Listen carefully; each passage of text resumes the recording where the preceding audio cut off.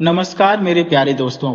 आज मैं आपको एक ऐसी प्रेम कहानी सुनाने जा रहा हूँ जिसमें एक राजा के अहंकार और एक महात्मा के श्राप ने उसकी पूरी जिंदगी को एक ऐसे भयानक मोड़ पर ला खड़ा किया जिसकी उसने कभी कल्पना भी नहीं की थी।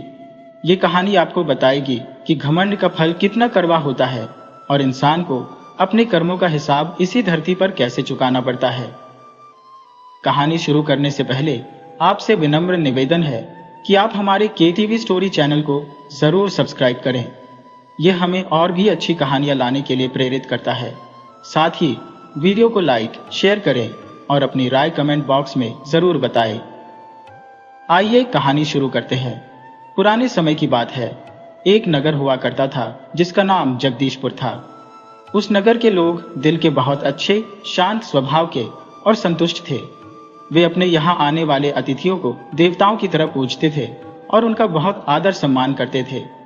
जो भी राहगीर एक बार इस नगर से गुजरता वह इसे हमेशा याद रखता।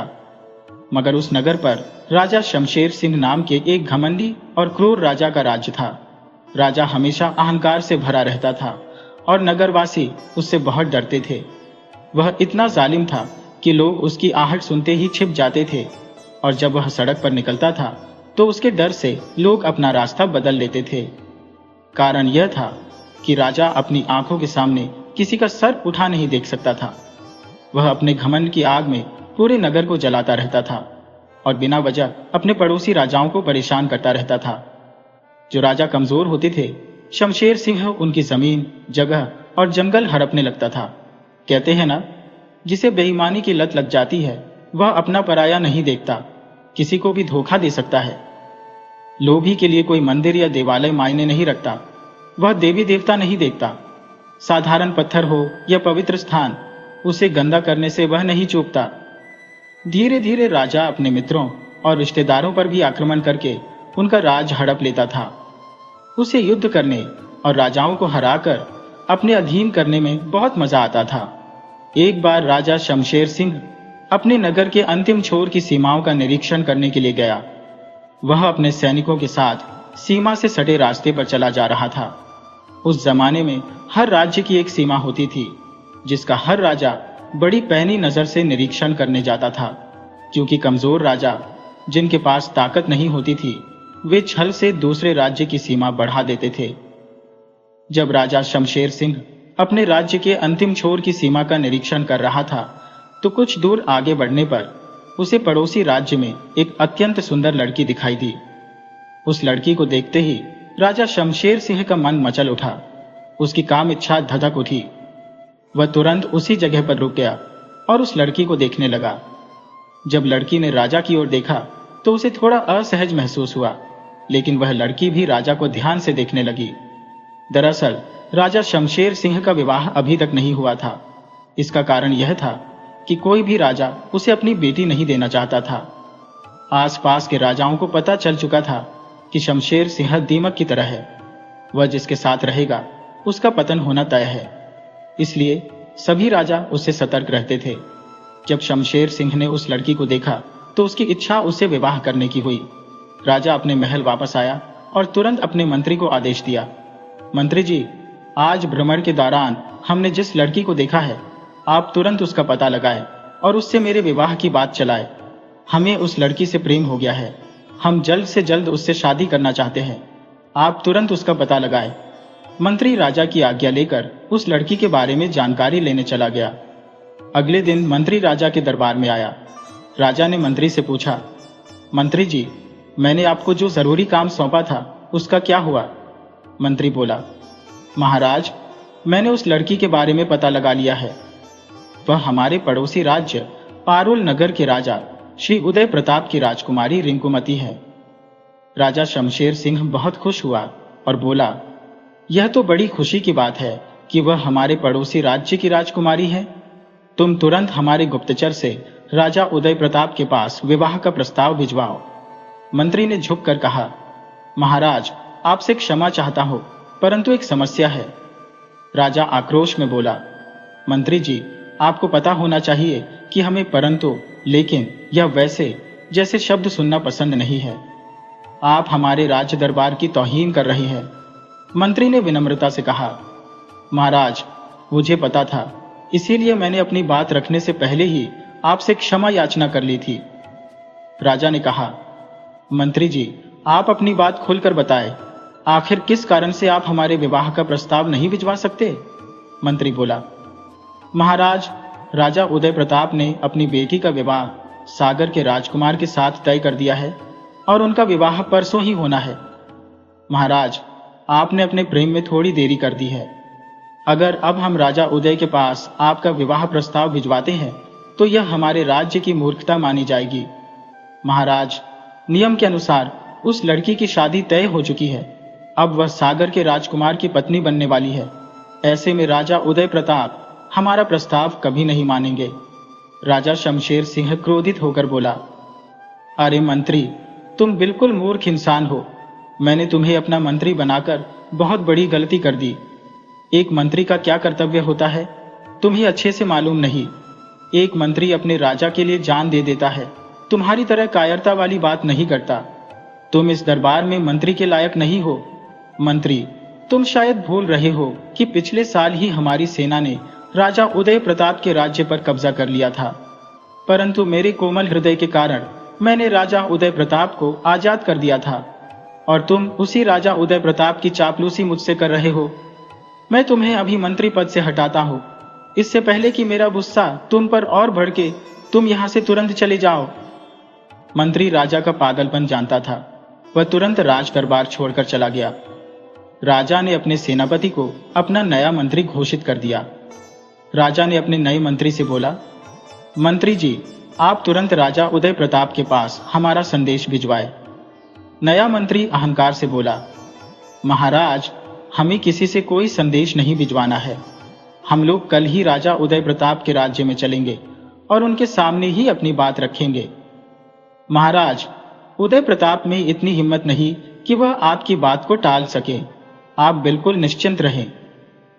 राजा अपने दरबारियों को देखकर बोला, देखो दरबारियों, मंत्री इसे कहते हैं, न कि दुश्मन की चापलूसी करने वाले को कहते हैं। हमारा पुराना मंत्री बिल्कुल ही धूर्त था। अच्छा हुआ जो हमने उसे तुरंत यहां से भगा दिया। अगले दिन राजा अपने मंत्री के साथ राजा उदय प्रताप के यहां उनसे मिलने चला गया। राजा उदय प्रताप ने जब देखा कि शमशेर सिंह उसके दरबार में आया है तो वह काफी डर गए। वह मन ही मन सोचने लगे, इस शादी विवाह के समय में यह क्रूर राजा यहाँ क्यों चला आया? कहीं यह राजा मुझसे लड़ने तो नहीं आया है? वह खड़े होकर बोले, महाराज शमशेर सिंह का हमारे महल में स्वागत है। शमशेर सिंह बोला, राजा प्रताप, हम आपसे कुछ जरूरी बात करने आए हैं। कृपया आप हमें एकांत जगह पर ले चलें। राजा उदय प्रताप अपने साथ शमशेर सिंह और उसके मंत्री को अपने कक्ष में ले गए। शमशेर सिंह बोला, महाराज उदय प्रताप, आप मेरे अधीन राजा हो। आपको तो यह पता ही होगा। मैं आपके यहाँ अपना रिश्ता जोड़ने आया हूँ। मैं चाहता हूँ कि आपके यहाँ मेरा संबंध युगों युगों तक जुड़ जाए। राजा उदय ने घबराकर कहा, महाराज, मैं आपकी बात नहीं समझा। मेरा और आपका संबंध तो पहले से ही जुड़ा है। आप मुझे साफ साफ विस्तार से बताएं। राजा शमशेर बोला, राजन, मैं एक दिन आपके राज्य से सटी सीमाओं का निरीक्षण करने आया था। वहां निरीक्षण करने के दौरान मुझे आपकी राजकुमारी रिंकुमती नजर आई। मुझे पहली नजर में ही आपकी पुत्री से प्रेम हो गया और मैंने उन्हें अपनी पत्नी मान लिया। परंतु मुझे पता चला है कि आप कल उनकी शादी सागर राज्य के राजकुमार से कर रहे हैं। शमशेर सिंह ने धमकी भरे अंदाज में कहा, राजन, मैंने आपकी पुत्री को अपनी पत्नी मान लिया है और हमारे पूर्वजों के समय से यह चला आ रहा है कि हम अपने घर की स्त्रियों पर आंच आने से पहले उस आंच को अपनी आक्रोश की आंधी में उड़ा देते हैं। राजा, भलाई इसी में है कि आप अपनी पुत्री का विवाह मुझसे कर दें, अन्यथा अंजाम बहुत बुरा हो जाएगा। राजा उदय प्रताप ने जब इतना सुना तो उनके होश उड़ गए। वह जानता था कि यह राजा बहुत ही क्रूर है, यह कुछ भी कर सकता है। राजा उदय ने खुद को संभालते हुए कहा, अरे महाराज, आप बेवजह मुझ पर गुस्सा क्यों हो रहे हैं? भला मेरी इतनी हिम्मत कि मैं आपके खिलाफ जाऊं? कल मैं अपनी बेटी का विवाह आपसे कर दूंगा। आप निश्चिंत होकर यही आराम कीजिए। राजा शमशेर सिंह और उसका मंत्री वही आराम करने लगे। तभी मंत्री ने राजा से कहा, महाराज, हमें सावधान रहना होगा। हो सकता है कि यह उदय प्रताप हमारे साथ कोई षड्यंत्र रचे। हमें सतर्क रहना चाहिए। मंत्री का अंदाजा सही था। भला कोई पिता अपनी बेटी का विवाह किसी से बलात् कैसे करा सकता है? उधर राजा उदय प्रताप अपनी योजना बना रहा था कि आज रात में धोखे से शमशेर सिंह का काम तमाम कर देंगे। तभी राजा उदय प्रताप का गुप्तचर आया और बोला, महाराज, आपके लिए सागर के राजा ने एक संदेश भिजवाया है। अगर आप अपनी बेटी का विवाह सागर के राजकुमार से करना चाहते हैं तो आप अपने राज्य का आधा राजपाट अब भी राजकुमारी को सौंप दें। तभी सागर के राजकुमार कल आपके यहाँ बारात लेकर आएंगे, नहीं तो बारात नहीं आएगी। राजा प्रताप अभी एक जाल में फंसा ही था, तभी उस पर दूसरा जाल आ गिरा। वह मन में सोचा, मेरी कोई संतान नहीं है सिवाय मेरी बेटी के, और यह सागर राज्य के राजा भी जानते हैं, परंतु उन्हें मेरी बेटी से रिश्ता नहीं करना है, बल्कि उन्हें तो मेरे राज्य का लालच है। उससे तो अच्छा शमशेर सिंह है, जो मेरी बेटी के प्यार में मुझसे लड़ने के लिए चला आया। उन्होंने तुरंत अपने मंत्री से कहा, मंत्री जी, आप तुरंत जाएं और राजा शमशेर का खातिरदारी शुरू कर दें। हमें अपनी बेटी का विवाह करना है, सौदा नहीं। उन्होंने गुप्तचर से कहा, गुप्तचर, तुम सागर के राजा के पास संदेश भिजवा दो कि अगर वह हमारे राज्य में कहीं दिखने भी नहीं चाहिए, विवाह तो बहुत दूर की बात है। उधर मंत्री दासों और दासियों को लेकर राजा शमशेर के कक्ष में चला गया और उन सभी को उनकी सेवा में लगा दिया। अगले दिन धूमधाम से राजा शमशेर सिंह और राजकुमारी रिंकुमती का विवाह हुआ। राजा शमशेर अपनी पत्नी को लेकर महल चला आया। रानी रिंकुमती के आने के बाद राजा के जीवन में कुछ बदलाव तो आया, मगर जैसे रस्सी के जलने के बाद भी उसकी ऐंठन नहीं जाती, उसी प्रकार राजा के अंदर घमंड का थोड़ा दोष रह गया था। वह अपने आसपास के राजाओं को रोज नाकों चने चबवाता और उनके राज्य पर कब्जा कर लेता। रानी रिंकुमती को यह आदत बिल्कुल पसंद नहीं थी। वह अन्य विजित राज्यों की रानियों को अपने महल में बुलवाकर उन्हें सम्मान के साथ सिर छुपाने की जगह देती थी, परंतु राजा शमशेर की हड़प नीति रानी से छुड़ाई नहीं छूट रही थी। जगदीशपुर नगर से सटा हुआ एक जंगल था, जिसमें एक महात्मा रहते थे। वह महात्मा एक सिद्ध संत थे। उन्होंने 16 वर्ष तक जल त्याग कर बहुत बड़ी तपस्या की थी, जिसके कारण संत के पास बहुत बड़ी सिद्धि थी। संत के मुख से निकली बात बिल्कुल सत्य होती थी। नगर के लोग अपना दुख दर्द संत के पास लेकर आते थे, और जब लौटते थे तो उनका दुख दर्द आश्रम में ही रह जाता था, जिसके कारण संत की चर्चा पूरे नगर में थी। परंतु राजा को इस बात की भनक भी नहीं थी। कारण था, राजा अपने घमंड के आगे किसी को कुछ नहीं समझता था। एक दिन राजा शमशेर सिंह किसी पड़ोसी राजा पर चढ़ाई करने जा रहा था। अभी वह एक जंगल से गुजर रहा था, तभी उसका ध्यान उस महात्मा पर गया। महात्मा जी अपनी सुंदर पत्नी के साथ बैठकर हंस हंस कर बातें कर रहे थे। उनकी पत्नी उनसे बहुत सटकर बैठी थी। राजा ने जब यह देखा तो उसे बहुत बुरा लगा। वह सोचने लगा, हमारे राज्य में ऐसा महात्मा पद भ्रष्ट कैसे हो सकता है? अपनी ही बेटी से ऐसे सटकर बात कर रहा है जैसे वह उसकी बेटी न हुई बल्कि पत्नी हो। वह घमंड में चूर महात्मा के पास गया और बोला, महात्मा, तुम्हें अपनी बेटी से इश्क फरमाना अच्छा लगता है? तुम बहुत नीच महात्मा हो। तुम यह धर्म का चोला पहनकर इस जंगल में गंदे आचरण कर रहे हो। महात्मा बोले, राजन, तुम जाओ।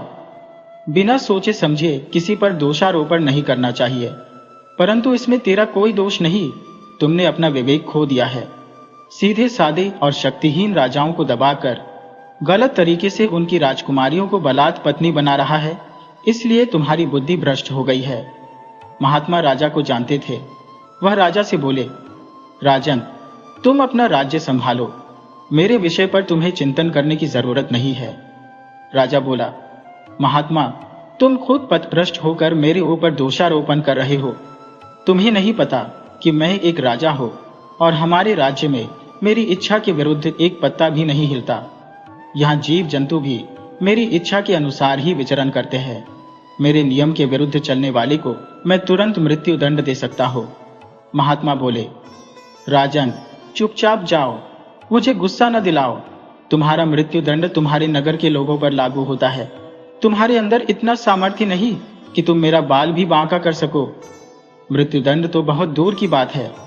राजा बोला, मैं यहाँ का राजा हूँ और तुम्हें यह बताना ही होगा कि अपनी बेटी से इश्क क्यों फरमा रहे थे।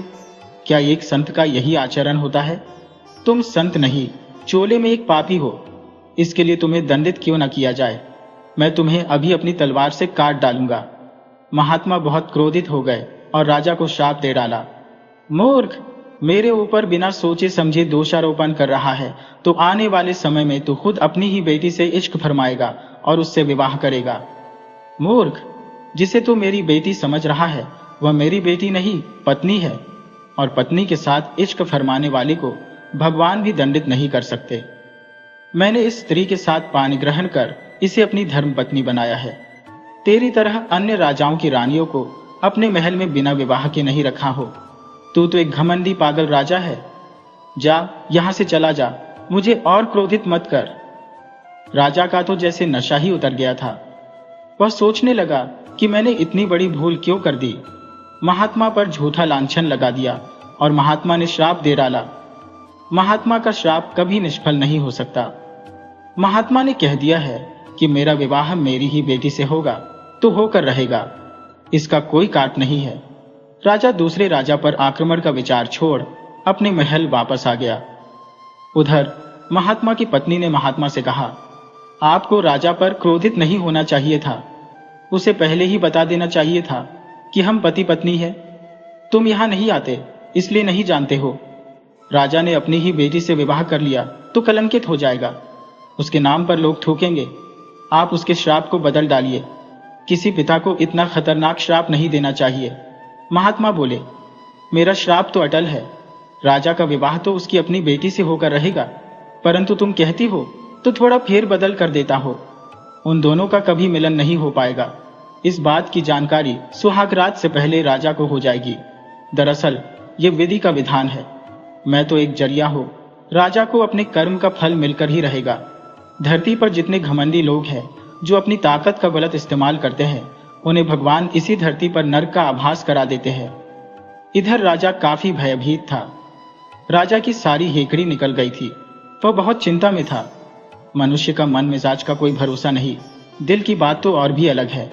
नींद यदि आ जाए तो वह यह नहीं देखती कि आदमी मखमली पलंग पर सोया है या फिर पथरीली जमीन पर। उसके पलंग पर गद्दे लगे हुए हैं या फिर टूटी खाट है। सच ही कहा गया है कि प्यार न देखे जात को जात, नींद न देखे टूटी खाट। मनुष्य अपनी जिंदगी में कब कहां कौन सी गलती कर जाए उसे खुद पता नहीं होता। तभी तो राजा ने महात्मा से पंगा ले लिया था। राजा की उदासी देखकर उसकी महारानी रिंकुमती बहुत परेशान हुई। वह राजा के पास आई और चिंता भरे स्वर में बोली, राजन, आप उदासी क्यों है, जबकि कभी आप उदास नहीं रहते थे? आखिर कारण क्या है? राजा ने रानी को बताया, आज मुझसे अनजाने में आदतवश बहुत बड़ी गलती हो गई। मैं जंगल में गया था। एक महात्मा जंगल में निवास करते हैं। महात्मा बहुत वृद्ध हो चले हैं, जबकि उनकी पत्नी अभी बिल्कुल जवान है। महात्मा अपनी पत्नी से प्रेम वार्ता कर रहे थे। मैंने उन्हें उस अवस्था में देख लिया। मेरी मति मारी गई थी। मैंने समझ लिया कि महात्मा अपनी बेटी से ही इश्क फरमा रहे हैं। मैंने इस बात पर बिना सोचे समझे महात्मा पर लांछन लगा दिया। महात्मा क्रोधित हो मुझे श्राप दे दिया कि जाओ, तुम्हारी बेटी तुम्हारी अपनी पत्नी बनेगी। रानी बोली, महाराज, यह तो अनर्थ हो जाएगा। आप किसी को मुंह दिखाने के लायक नहीं रह जाएंगे। राजा बोला, यही बात सोचकर तो मैं बहुत परेशान हूं। वह सिद्ध महात्मा है, उनकी वाणी कभी झूठ नहीं हो सकती। रानी बोली, महाराज, इस दुनिया में ठान लिया जाए तो कुछ भी असंभव नहीं है। आप अपने ऊपर संयम रखिए और उन रानियों के पास कभी न जाए जो आपके शत्रुओं की बेटियां हैं, जिन्हें आप जीत कर लाए हैं। वे आपकी विवाहिता स्त्रियां नहीं है, वे आपको धोखा दे सकती है। मैं आपकी विवाहिता स्त्री हूं। मैं आपसे वादा करती हूं कि मैं कभी बेटी को जन्म नहीं दूंगी। यदि बेटी पैदा हो ही गई तो हम उसे जिंदा दफन कर देंगे। राजा बोला, रानी, एक तुम पर ही हमें विश्वास है और रानियों पर मैंने कभी भरोसा ही नहीं किया। अब मैं आपको छोड़ अन्य किसी रानी के पास नहीं जाऊंगा। राजा अब अन्य रानियों को छोड़ केवल महारानी के पास ही रहने लगा। समय के साथ रानी गर्भवती हुई। राजा रानी पर विशेष नजर रखने लगा। कई वैद्यों और दासियां सेवा में लगा दी गई। समय गुजरता गया। जब 9वां महीना आया तो रानी ने एक बहुत खूबसूरत बेटी को जन्म दिया। रानी उसकी खूबसूरती पर मोहित हो गई, परंतु जब उन्हें ख्याल आया कि यदि यह जिंदा रही तो मेरे पति के कलंक का कारण बन जाएगी, महात्मा की वाणी सत्य हो जाएगी, तो रानी ने दिल पर पत्थर रखकर अपनी दासी से राजा को खबर भिजवाई कि राजा जल्दी रानी के कक्ष में पधारें। राजा को भी अनहोनी की शंका हुई। राजा जब रानी के कक्ष में गया तो रानी ने बताया कि मुझे बेटी हुई है, आप जल्द से जल्द बेटी को ठिकाने लगाने का प्रबंध करें। चूंकि राजा अपने दरबारियों और दास दासियों के सामने बेटी की हत्या नहीं करना चाहता था, तो राजा रानी ने ही फैसला किया कि बिना किसी की सहायता के हम दोनों बेटी को जमीन में जिंदा दफन कर देंगे। आधी रात में राजा रानी अपनी बेटी को लेकर राजमहल के गुप्त दरवाजे से बाहर निकले और बाहर खुले मैदान में चलते गए। उन्हें किसी के आने की आहट मिली तो एक जगह गड्ढा बना था, उसी में छिपकर बैठ गए। राजा ने कहा, यहाँ की मिट्टी मुलायम है, हम इसी मिट्टी में बेटी को जिंदा दफन कर देते हैं। बाहर जंगल में जाने पर किसी ने देख लिया तो सामने तो कोई कुछ नहीं बोलेगा, मगर पीठ पीछे बहुत बदनामी हो जाएगी। रानी ने भी वहीं दफनाने की हाँ भर दी। राजा रानी वही बेटी को मिट्टी में दबाकर महल में वापस चले आए। राजा रानी ने बहुत राहत की सांस ली। सुबह में मिट्टी निकालने वहां एक कुम्हार अपनी पत्नी के साथ आया। दरअसल वह गड्ढा कुम्हार ने ही बनाया था। कुम्हार कई वर्षों से उसी स्थान से मिट्टी ले जाता था, उस मिट्टी से घड़ा बनाता और राज दरबार एवं नगर में बेच देता था। जब पति पत्नी वहां मिट्टी लेने पहुंचे तो मिट्टी के अंदर से उन्हें कुछ सांस लेने की आहट सुनाई पड़ी। दोनों दंपति ध्यान से देखने लगे तो वहां कुछ मिट्टी खुदी हुई थी। उन्होंने वहां की मिट्टी हटाई तो हैरान रह गए। वहां किसी ने एक बहुत सुंदर लड़की को जिंदा दफना दिया था। जिसे भगवान नहीं मारना चाहते उसकी दुनिया क्या बिगाड़ सकती है। जिसे भगवान मारना चाहते हैं तो एक ठोकर लग जाने पर भी गिरकर मर जाता है, और जिसे बचाना चाहते हैं तो आग के बीच से भी जिंदा बचकर निकल आता है। कुम्हार ने सोचा, भगवान भी क्या खूब लीला रचाते हैं, किसी को संतान ही नहीं देते और किसी को इतना दे देते हैं कि उसे जिंदा दफनाना पड़ता है। चूंकि दोनों की कोई संतान नहीं थी तो वे बहुत खुश हुए। बच्ची को उठाकर घर ले गए और बच्ची का लालन पालन करने लगे। दोनों खुश थे कि भगवान ने हमें बेटी दे दी है। बेटी बहुत सुंदर और चंचल थी। जिस चीज में हाथ लगा देती वह चीज सोने की बिक जाती। चूंकि कुम्हार का काम घड़ा बनाना और बेचना था तो उसे मिट्टी लाना, फिर उसे मुलायम बनाना, फिर उससे कच्चा घड़ा बनाना, फिर उसे उपली और लकड़ी की भट्टी में पकाना, फिर घड़ा तैयार होने पर बेचना। इस तरह उसे बहुत समय लग जाता था, तो उसने बेटी को भी घड़े बनाना सिखा दिया। कुम्हार ने बेटी का नाम अंजलि रखा था। अंजलि ने बहुत कम समय में घड़े बनाने के गुण सीख लिए। उसके हाथ में भगवान ने जादूगरी भर दी थी कि वह जो भी घड़ा बनाती गजब का सुंदर बन जाता। मजबूत भी इतना कि जोर से जमीन पर गिर जाने के बाद भी घड़ा नहीं फूटता। यानी अंजलि के बनाए घड़े हाथों हाथ बिक जाते। अब स्थिति यह बन गई कि जिन्हें अंजलि के हाथ के घड़े पसंद थे या उसके हाथ के बने घड़े ही लेना चाहते थे, तो उसे लेने के लिए 1 माह पहले आदेश देना पड़ता था। मांग इतनी बढ़ गई कि कुम्हार आपूर्ति नहीं कर पा रहा था। ऊपर से लड़की अभी 10-12 साल की थी तो ज्यादा मेहनत भी नहीं कर पाती थी। वैसे धीरे धीरे अंजलि के घड़े की चर्चा राज दरबार तक गई, दूसरे राज्य के राजाओं तक भी गई। तो अन्य राजा अपने दरबार के लिए अंजलि के हाथ के घड़े की मांग करते और घड़े की खूबियों के चलते अच्छा मूल्य भी देते। बाहर के राज्य में ऊंचे मूल्य पर घड़े बिकने लगे। कुम्हार अपने राज्य के लोगों और राज दरबार में आपूर्ति कर ही नहीं पाता था। किसी ने इसकी शिकायत राजा से कर दी कि महाराज, कुम्हार रहता तो हमारे राज्य में है, परंतु घड़ा दूसरे राज्य के राजाओं को बेचता है। राजा बोला, इसमें कौन सी बुरी बात है, तुम लोग दूसरे कुम्हार से घड़े खरीद लो। राजा अंजलि के हाथ के गुणों से अनजान था। तब शिकायतकर्ता ने बताया कि महाराज, कुम्हार की बेटी कोई साधारण घड़ा नहीं बनाती। उसके बनाए घड़े का जल बहुत शीतल होता है और उसके घड़े साधारण ठोकर से टूटते नहीं। राजा ने कहा, ऐसी क्या जादूगरी है उसकी लड़की के हाथ में? मंत्री, जाकर पता करो और कुम्हार को 100 घड़े तैयार करने का आदेश दे आओ। मंत्री कुम्हार के पास गया, मगर उस वक्त कुम्हार घर पर नहीं था। वह दूसरे राज्य में घड़ों की आपूर्ति करने गया था। मंत्री ने लड़की से राजा के आदेश के बारे में बताया तो लड़की बोली, घड़ा बेचने का काम मेरे पिता करते हैं, मैं तो बस थोड़ा उनका सहयोग कर देती हूँ। आदेश लेने देने की बात आप मेरे पिता से ही कर लेना, मुझे इस विषय में न कोई अनुभव है न जानकारी। मंत्री उस वक्त लौट आया और दूसरे दिन पुनः गया, मगर कुम्हार फिर भी घर पर नहीं मिला। पूछने पर लड़की ने वही बात दोहरा दी कि पिता दूसरे राज्य में गए हैं, आने पर उनसे बात कर लेना। इस तरह रोज मंत्री आता जाता, मगर कभी कुम्हार से मुलाकात नहीं हो पाती। इस तरह 1 सप्ताह गुजर गया। राजा ने मंत्री को बुलवाया और पूछा, मंत्री जी क्या हुआ, कुम्हार के यहां से घड़े आ गए?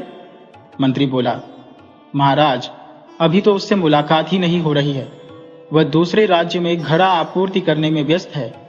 राजा बोला, यह क्या तमाशा है कि हमारे राज्य को घड़े आपूर्ति नहीं हो रहे और कुम्हार दूसरे राज्य में ले जाकर घड़ा बेच रहा है। यह हमारी तौहीन है। तुम किसी भी तरह कुम्हार को आज मेरे सामने हाजिर करो। मंत्री फिर कुम्हार के घर गया, मगर आज भी कुम्हार घर पर नहीं था। तो मंत्री लड़की पर नाराज हो गया कि तुम कुम्हार के विषय में सही जानकारी नहीं दे रही हो। मैं 1 हफ्ते से दौड़ कर आ रहा हूं और तुम अपने पिता से एक बार भी नहीं बताती कि मंत्री जी आए हुए थे, जाकर उनसे मिल लीजिए। लड़की बोली, मंत्री जी मैं भी उनसे ये बात कहने को 1 हफ्ते से सोच रही हूं, परंतु कह नहीं पाती। जब वह थके हारे घर आते हैं तो पहले मैं उनका चरण धोती हूँ, फिर पानी पिलाती हूँ, फिर उनको खाने को देती हूँ। मैं सोचती हूँ खा लेने के बाद आपकी बात पिता से कह दूंगी, लेकिन खाने के बाद वह चारपाई पर आराम करने लगते हैं। मुझे आपकी बात कहने का अवसर मिल जाता है, परंतु थके होने के कारण थके हुए आदमी को कभी नींद से नहीं जगाना चाहिए, तो मैं भी नहीं जगाती। सोचती हूँ सुबह में आपकी बात कह दूंगी, मगर देर रात तक जागने के कारण मुझे नींद आ जाती है और सुबह में थकी जानकर मेरे पिता भी मुझे नहीं जगाते और दूसरे राज्य में घड़े लेकर चले जाते हैं। अब आप ही बताइए कि मैं क्या कर सकती हूँ। आप सुबह में ही पिता से मिल लें। मंत्री बोला, मूर्ख लड़की, मैं इस राज्य का मंत्री हूं, कोई नौकर नहीं। तुम आज अपने पिता से बोल देना कि वह राज दरबार जाकर राजा से मिल ले, वरना कल तुम्हें ही राज दरबार ले चलूंगा। लड़की बोली, यह तो और अच्छी बात है, मैं ही राज दरबार आपके साथ चलूंगी। क्या है कि हमने कभी राज दरबार नहीं देखा है? मंत्री बोला, लड़की तुम मेरी बात को मजाक में ले रही हो, जबकि मैं इस मामले में बहुत गंभीर हूं। राजा भी बहुत नाराज है। अगर तेरे पिता राज दरबार नहीं गए तो राजा तुम्हें और तुम्हारे पिता माता को राज्य से बाहर निकाल सकते हैं। लड़की बोली, मंत्री जी आपका राजा पागल है क्या? अरे जब हमने कोई गलती किया नहीं, चोरी डकैती की नहीं, तो किस जुर्म में राज्य से निकाल देगा? और मान लो राजा ने हमें राज्य से निकाल ही दिया तो हमारा क्या ले लेगा? वह हमारे हुनर को तो नहीं ले सकता। हम जहां भी रहेंगे अपनी हुनर से फिर से स्थापित हो जाएंगे। मंत्री बोला, गुस्ताख लड़की, तेरी जुबान कैंची की तरह चल रही है, मगर राजा के सामने पड़ते ही तेरी घिघी बंध जाएगी। लड़की बोली, अब ज्यादा बकबक मत करो, इतना ही राज दरबार जाना जरूरी है तो चलो तुम्हारे साथ चलती हो, देखती हो घिघी किसकी बनती है। मंत्री बोला, हाँ तुम ही मेरे साथ चलो, राजा मेरी बात पर विश्वास नहीं कर रहा। लड़की मंत्री के साथ राजा के दरबार में चली गई। मंत्री ने बताया कि कुम्हार मिल ही नहीं रहा था तो उसकी बेटी को ही लेकर आ गया हो। लड़की बोली, मंत्री झूठ मत बोलो, मुझे तुम नहीं लेकर आए, मैं स्वेच्छा से आ गई हूं। राजा गौर से लड़की को देख रहा था और सोच रहा था, इतनी सुंदर लड़की और कुम्हार के घर, यह तो किसी राजा की राजकुमारी की तरह लग रही है। इसकी सूरत तो मन को मोह ले रहा है, मगर क्या करूं, अभी छोटी है, फिर भी दिल में हलचल पैदा कर रही है। राजा ने खुद को संभालते हुए बोला, तुम ही वह लड़की हो जो बहुत मजबूत घड़े बनाती हो। लड़की बोली, महाराज मैं यह तो नहीं जानती कि घड़े कमजोर होते हैं या मजबूत, परंतु घड़े जरूर बनाती हो। मैंने घड़े बनाने की हुनर अपने पिता से सीखा है। राजा बोला, लड़की मैं चाहता हूं कि तुम मेरे लिए 100 घड़े बनाओ और मेरी आंखों के सामने बनाओ, मैं तुम्हें मुंह मांगा मूल्य दूंगा। लड़की बोली, महाराज लेने देने की बात तो मेरे पिता करते हैं, मुझे पैसे से क्या लेना देना। हाँ आपको घड़े बनाते देखना है तो मेरे घर आ जाना, मैं आपके सामने ही घड़े बना दूंगी। राजा बोला, मंत्री जी, इस लड़की को 100 सोने की मोहरें दी जाए। लड़की बोली, क्षमा करें महाराज, हमने पहले ही आपसे कह दिया है कि पैसे लेने देने का काम मेरे पिता का, मैं आपसे कोई पैसा नहीं ले सकती। यह कहकर लड़की अपने घर वापस आ गई, मगर राजा की आंखों में वह लड़की उतर गई। कहते हैं, दिल लगाने की कोई उम्र नहीं होती। प्रेम एक कला है जिसे सीख पाना और समझ पाना हर किसी के बस की बात नहीं। प्रेम के रूप भी अनेक प्रकार के होते हैं। पति पत्नी का प्रेम, माता पिता का प्रेम, भाई बहन का प्रेम इत्यादि सब प्रेम के ही रूप है, मगर एक अलग रूप है प्रेमी प्रेमिका का प्रेम और एक तरफा प्रेम और बेमेल प्रेम, जो जूते खिला देता है, समाज में बदनामी करा देता है। राजा की उम्र कहाँ 50 साल और वह कुम्हार की लड़की 12 वर्ष की। दोनों की उम्र में कोई तुलना नहीं, मगर राजा के मन में वह बस गई। राजा को थोड़ी पता था कि वह लड़की कुम्हार की नहीं, स्वयं उसकी अपनी है। महात्मा का श्राप राजा पर असर कर रहा था। लड़की राजा के दिलों दिमाग पर छा गई थी। राजा दरबार में बैठा था, मगर उसे दरबारी नहीं दिख रहे थे। हर जगह वह लड़की ही दिखाई पड़ रही थी।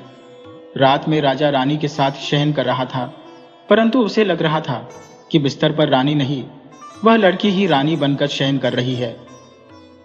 राजा सुबह में उठा तो अपने को रोक न सका। वह पहुंच गया कुम्हार के घर। कुम्हार रोज की तरह दूसरे राज्य जा चुका था। लड़की अभी तक घर में सोई हुई थी। राजा को अपने दरवाजे पर देख लड़की की मां ने पूछ लिया, महाराज, हम गरीब के बड़े भाग्य जो आप पधारे, कहिए मैं आपकी क्या सेवा करूं? राजा बोला, अरे नहीं, मुझे किसी सेवा की जरूरत नहीं। मैं तो आपकी बेटी अंजलि के हुनर को देखने आया हूं कि घड़ी कैसे बनाती है। उसकी मां दौड़ी हुई अंदर गई और बेटी से बोली, अरे तू अभी तक सो रही है और राजा हमारे घर पधारे हैं तुम्हारी हुनर देखने। जल्दी उठ, उन्हें अपना कुछ गुण दिखा दे। लड़की बोली, मां, तुम देख रही हो कि मैं अभी सो रही हूं। राजा से जाकर बोलो कि अभी बैठकर मेरा इंतजार करें। लड़की की मां बोली, तू तो नहीं हो गई? अरे वह कोई ऐरा गैरा नहीं, यहाँ का राजा है। तू ऐसी बात कर रही है जैसे कहीं की महारानी है। जल्दी उठ और राजा को 2-4 घड़े अपने हाथ से बनाकर दिखा दे। अंजलि बोली कि मां, मैंने कहा ना कि राजा से बोलो अभी इंतजार करें या बाद में आए। मां बाहर आई और राजा से माफी मांगते हुए बोली, महाराज, अभी हमें क्षमा करें। क्या है कि लड़की देर रात तक घड़ी बनाती रही और अब थककर सो गई है। कृपया आप थोड़ा इंतजार कर लें। राजा बोला, कोई बात नहीं, मैं इंतजार कर लूंगा। अंजलि अपने समय से जागी और फिर राजा के पास आकर काम में लग गई। उसने राजा को घड़ी बनाकर दिखा दिया। राजा बोला, तुम घड़ा बनाती जाओ, मुझे देखना बहुत अच्छा लगता है। अब अंजलि कैसे कहती कि राजा, चाहे एक घड़ा बनाना देख लो या 1000 घड़ा बनाना देख लो, घड़ा बनाने का तरीका एक ही होता है। तुम झूठी अपना समय बर्बाद कर रहे हो। अंजलि को लगा कि राजा तो सुबह से यहीं बैठा हुआ है, अपने भवन खाना खाने ही नहीं गया। दरवाजे पर राजा भूखा रहे, यह तो हमारा अपमान होगा। वह अपनी मां से बोली, मां, महाराज को भोजन कराओ। मां ने जो कुछ भी घर में बना था राजा के सामने रख दिया। राजा ने बड़े चाव से भोजन कर लिया। राजा को रूखे सूखे भोजन में जो आनंद आया, वह आनंद कभी महल में नहीं मिला था। राजा भोजन के बाद भी वापस नहीं गया। वह दिन भर अंजलि को घड़ा बनाते देखता रहा। राजा शाम में महल लौट गया, परंतु उसे नींद नहीं आई। रात भर करवट बदलता रहा और सोचता रहा कि कब सुबह हो और अंजलि के पास जाऊं। सुबह होते ही पुनः पहुंच गया अंजलि के पास। अंजलि दूसरे दिन कुछ असहज हुई कि आखिर राजा आज फिर क्यों आ गया, जबकि कल दिन भर मेरे पास ही बैठा रहा। मगर राजा से कुछ नहीं कही। राजा फिर बैठकर घड़ा बनाना देखने लगा, मगर अंजलि आज राजा की निगाह पर नजर रख रही थी। राजा घड़ा बनाना न देखकर अंजलि को देखे जा रहा था। अंजलि बोली, महाराज, आप घड़े पर नजर रखिए, मेरे को देखने में क्या रखा है? राजा बोला, मुझे घड़े से क्या मतलब, मैं तो तुम्हें ही देखने आया हूं। पता नहीं क्यों मेरे मन में हो रहा है कि तुम मेरे सामने बैठी रहो और मैं तुम्हें जिंदगी भर देखता रहूं। अंजलि बोली, महाराज, आप ये क्या कह रहे हो, मेरी समझ में कुछ नहीं आ रहा, आप सीधे सीधे बोलिए। राजा बोला, मैं तुमसे प्यार करने लगा हूं और तुमसे विवाह करना चाहता हूं। अंजलि बोली, ये क्या कह रहे हैं महाराज? आप मेरे से बहुत बड़े हो, मेरे पिता के समान हो, भला आपसे मेरी शादी कैसे हो सकती है? और ऊपर से मैं अभी बच्ची हूं।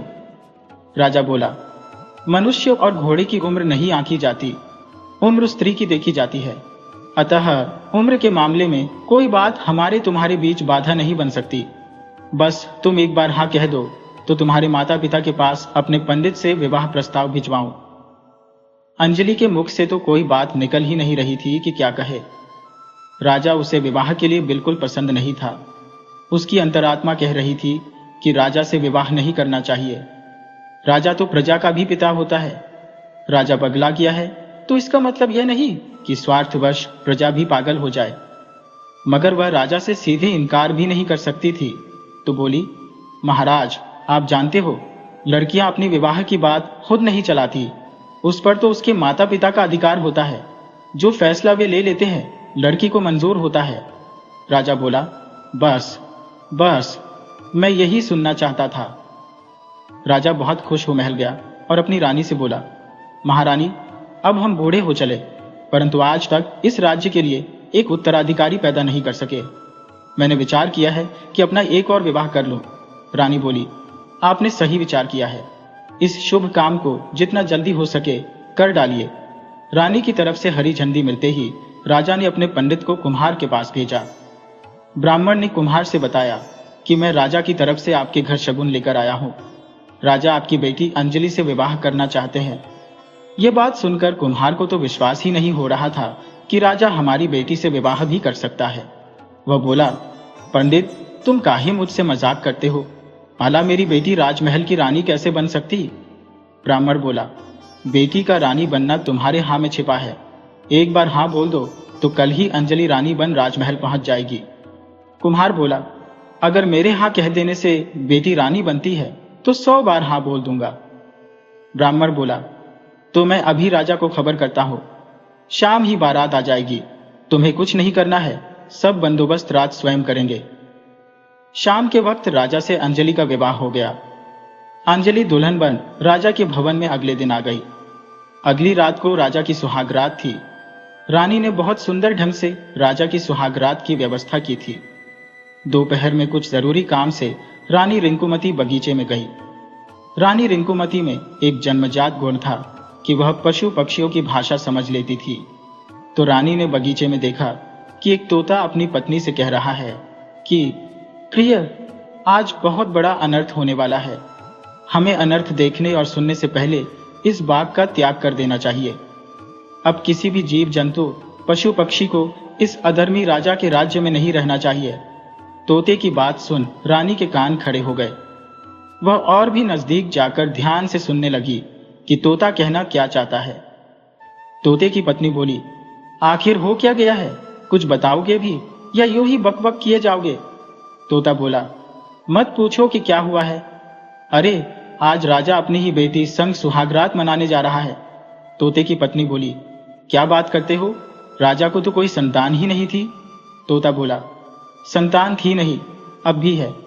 वह राजा की रानी बन महल में आ गई है और आज की रात सारी मर्यादा टूट जाने वाली है। धरती पर भूचाल आने वाला है। तोते की पत्नी बोली, पहेली मत बुझाओ, साफ साफ बताओ। तोता बोला, प्रिय, राजा को एक महात्मा ने श्राप दिया था कि तुम्हारी शादी तुम्हारी बेटी से होगी। तो राजा रानी ने सोचा कि हम संतान ही पैदा नहीं करेंगे, मगर विधाता की लेखनी को कौन टाल सकता है। रानी को एक बेटी हो गई। राजा रानी ने उसे कुम्हार के मिट्टी निकालने वाले गड्ढे में जिंदा दफना दिया, मगर लड़की मरी नहीं। महात्मा की वाणी असत्य हो ही नहीं सकती थी। वह लड़की कुम्हार को सुबह के वक्त मिट्टी निकालते समय मिल गई। चूंकि कुम्हार को कोई औलाद नहीं थी तो उसने अपनी बेटी बना उस लड़की का लालन पालन किया। राजा ने जब उस लड़की को देखा तो उस पर फिदा हो गया और अब रानी बना अपने महल में ले आया है। और अब अनर्थ होने में कुछ ही घंटे की देरी है। अभी समय है, चलो हम यहां से उड़ चलें। रानी ने दोनों की बात विस्तार से सुन लिया था। वह महल के लिए लौट रही थी, परंतु उसके पांव नहीं उठ पा रहे थे। वह राजा के सामने आकर मूर्छित होकर गिर पड़ी। राजा रानी को होश दिलाया तो रानी ने बताया कि बहुत बड़ा अनर्थ होने जा रहा था। आप जिस स्त्री को ब्याह कर लाए हो वह और कोई नहीं, हमारी अपनी बेटी है। राजा को तो इस बात पर विश्वास नहीं हो रहा था, तो उसने कुम्हार को बुलाया। कुम्हार ने सारी सच्चाई उगल कर रख दी। राजा शर्म से गड़ा जा रहा था। जिसके साथ उसने अग्नि के फेरे ले लिए थे, वह तो उसी की बेटी थी। वह अब कौन सा मुंह लेकर बेटी के पास जाता? तो राजा ने मंत्री से कह बेटी को राजगद्दी सौंप दिया और मंत्री से बोला, बेटी का विवाह बड़ी होने पर किसी सुयोग्य वर से करा देना। हम दोनों राजा रानी अब जंगल में तपस्या करने जा रहे हैं, जिससे हमारे पाप का प्रायश्चित हो सके। हम जीते जी अपना चेहरा बेटी को नहीं दिखा सकते, इसलिए बेटी भी हमें ढूंढने का प्रयत्न न करे। राजा रानी जंगल को चले गए। अंजलि राजकुमारी बन राज सिंहासन पर बैठ अपना राज चलाने लगी। अहंकार मनुष्य का सबसे बड़ा शत्रु होता है। राजा शमशेर ने अपनी ताकत का दुरुपयोग किया, जिसका फल उसे इस भयानक श्राप के रूप में मिला। हमें हमेशा अपने विवेक और मर्यादा का ध्यान रखना चाहिए, क्योंकि कर्मों का हिसाब हमें इसी जन्म में देना पड़ता है।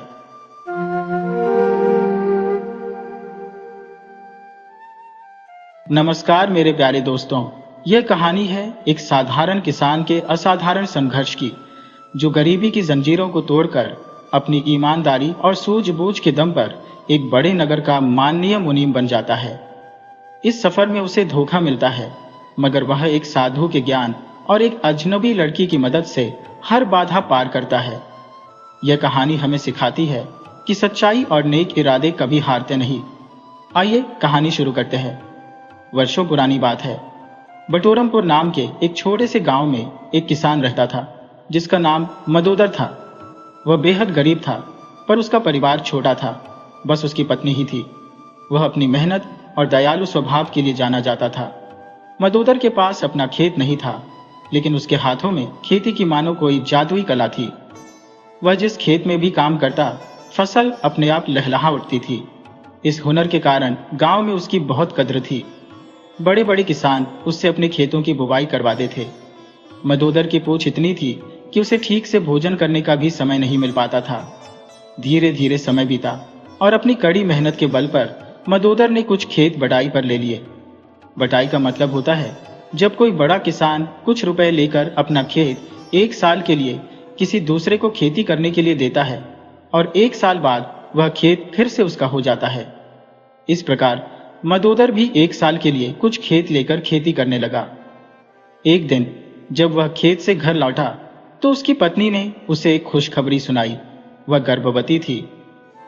यह सुनकर मदोदर की खुशी का ठिकाना नहीं रहा, क्योंकि शादी के 5 वर्ष बाद उन्हें संतान होने वाली थी। समय धीरे धीरे आगे बढ़ा और 9 माह बाद उसकी पत्नी ने एक सुंदर बालक को जन्म दिया। मदोदर फूला नहीं समा रहा था।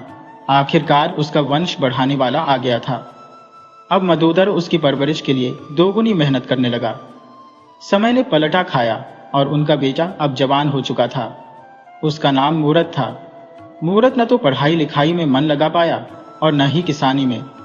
वह पिता के साथ काम करने के बजाय दिन भर आवारा घूमता रहता था।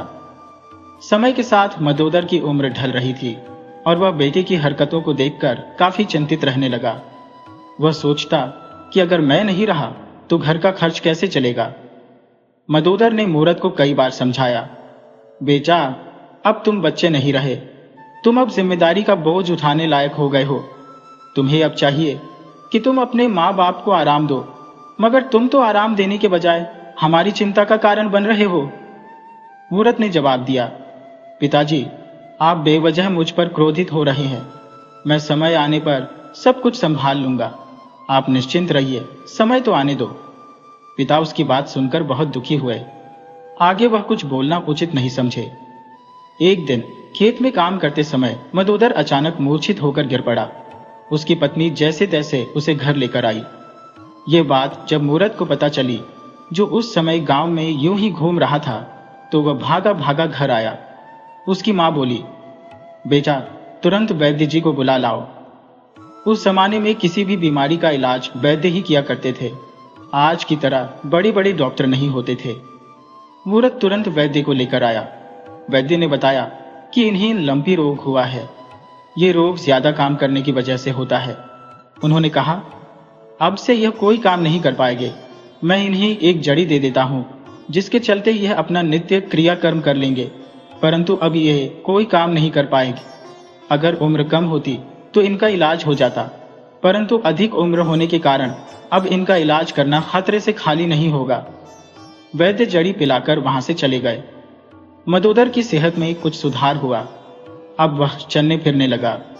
परंतु सबसे बड़ी आफत अब मूरत पर आ पड़ी, क्योंकि उसने मेहनत तो कभी की ही नहीं थी।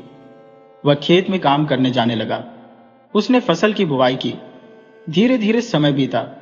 उस साल अकाल पड़ गया। पूरे गांव में एक बूंद भी बारिश नहीं हुई, जिसके कारण सारी फसल मुरझा गई। अब अगले साल खेत बटाई पर लेने के लिए पैसा भी नहीं था। मूरत के सामने बहुत बड़ी समस्या खड़ी हो गई। अगला साल भी आया। वह जमींदार के पास गया और अपनी बात बताई। मालिक, इस साल पूरे गांव में फसल नहीं हुई है, जिसके कारण इस वर्ष मैं बटाई का पैसा नहीं दे पाऊंगा। आप अगले वर्ष बटाई का पैसा मुझसे लेने का कष्ट करें। जमींदार बोला, देखो भाई मूरत, मुझे कुछ नहीं पता। मुझे तो जो पैसा देगा उसको मैं अपना खेत दूंगा। मैं यहाँ कोई रिश्ता करने नहीं बैठा हूं। मूरत वहां से निराश हो लौट रहा था। गांव के बगल से एक नदी गुजरती थी। वह नदी के रास्ते ही अपने घर की तरफ चला आ रहा था। तभी उसे किसी लड़की की आवाज सुनाई दी। वह नदी की तरफ देखा तो हैरान रह गया। उसने एक लड़की डूब रही थी। वह तुरंत नदी में कूदकर उस लड़की की जान बचाई। वह लड़की गांव के ही एक सेठ थी, जिसका नाम बांकेलाल था, और यह उसकी बेटी थी। लड़की ने कहा, मूरत भाई, आपका बहुत बहुत आभार जो आपने मेरा जीवन बचा लिया, नहीं तो आज मैं इस दुनिया को छोड़कर हमेशा के लिए चली गई होती। मूरत बोला, अरे बहन, यह तो मेरा फर्ज था। मेरी गांव की एक भी बेटी बहन मेरे सामने किसी मुसीबत में नहीं रह सकती। मूरत अपने घर चला आया। उसने जमींदार की सारी बात अपने पिता को बताई। पिता मदोदर बोले, बेटा, कोई बात नहीं, तू मेहनत कर। भगवान ने जो लिखा होगा वही होगा। अब मूरत के पास जमा पूंजी में सिर्फ उसका एक घर ही था, तो जीविका चलाने के लिए उसे मेहनत मजदूरी करनी पड़ती थी। मजदूरी में भी कोई ज्यादा पैसा नहीं मिला करता था। सिर्फ कुछ अनाज मिल जाते थे, जिसे लाकर वह अपनी माँ को दे देता। माँ उसे भोजन बनाकर पति और बेटे को खिलाती। उसके बाद जो कुछ भी बच जाता वह स्वयं खाती। हालांकि गांवों में हर वक्त काम नहीं मिल पाता था। सिर्फ खेती बाड़ी के सीजन में ही उसे कुछ काम मिल पाते थे। जिस दिन काम नहीं मिलता उस दिन भूखे रहने की नौबत आ जाती। मूरत ने किसी को बात करते सुन रखा था कि गांव की अपेक्षा शहर में काम आसानी से मिल जाते हैं और पैसे भी ज्यादा मिलते हैं। 2-3 माह काम करने के इतने पैसे मिल जाते हैं कि आदमी साल भर बैठकर खा सकता है। उसने अपनी बात अपने माता और पिता को बताई तो माता पिता बहुत चिंतित हुए और बेटे को समझाने लगे, तेरा शहर जाना ठीक नहीं है। तू हमारा इकलौता बेटा है। तू ही हम दोनों के बुढ़ापे का सहारा है। तू कभी शहर गया नहीं है और अकेले शहर गया और कहीं खो गया या किसी स्त्री के मोह माया में पड़कर वहीं रह गया तो हम दोनों का क्या होगा। इसलिए शहर जाने का ख्याल मन से निकाल दो। उस वक्त मूरत माता पिता की बात मानकर घर पर रह गया। वह दिन भर काम की तलाश में अगल बगल के गांवों में घूमा, परंतु कोई काम नहीं मिल पाने के चलते घर में फाके पड़ने लगे। अब मूरत काफी चिंतित हो गया, तो मजबूर होकर माता पिता को खुद आज्ञा देनी पड़ी कि बेटे, अब कहीं से भी कोई यत्न करके भोजन का प्रबंध करो।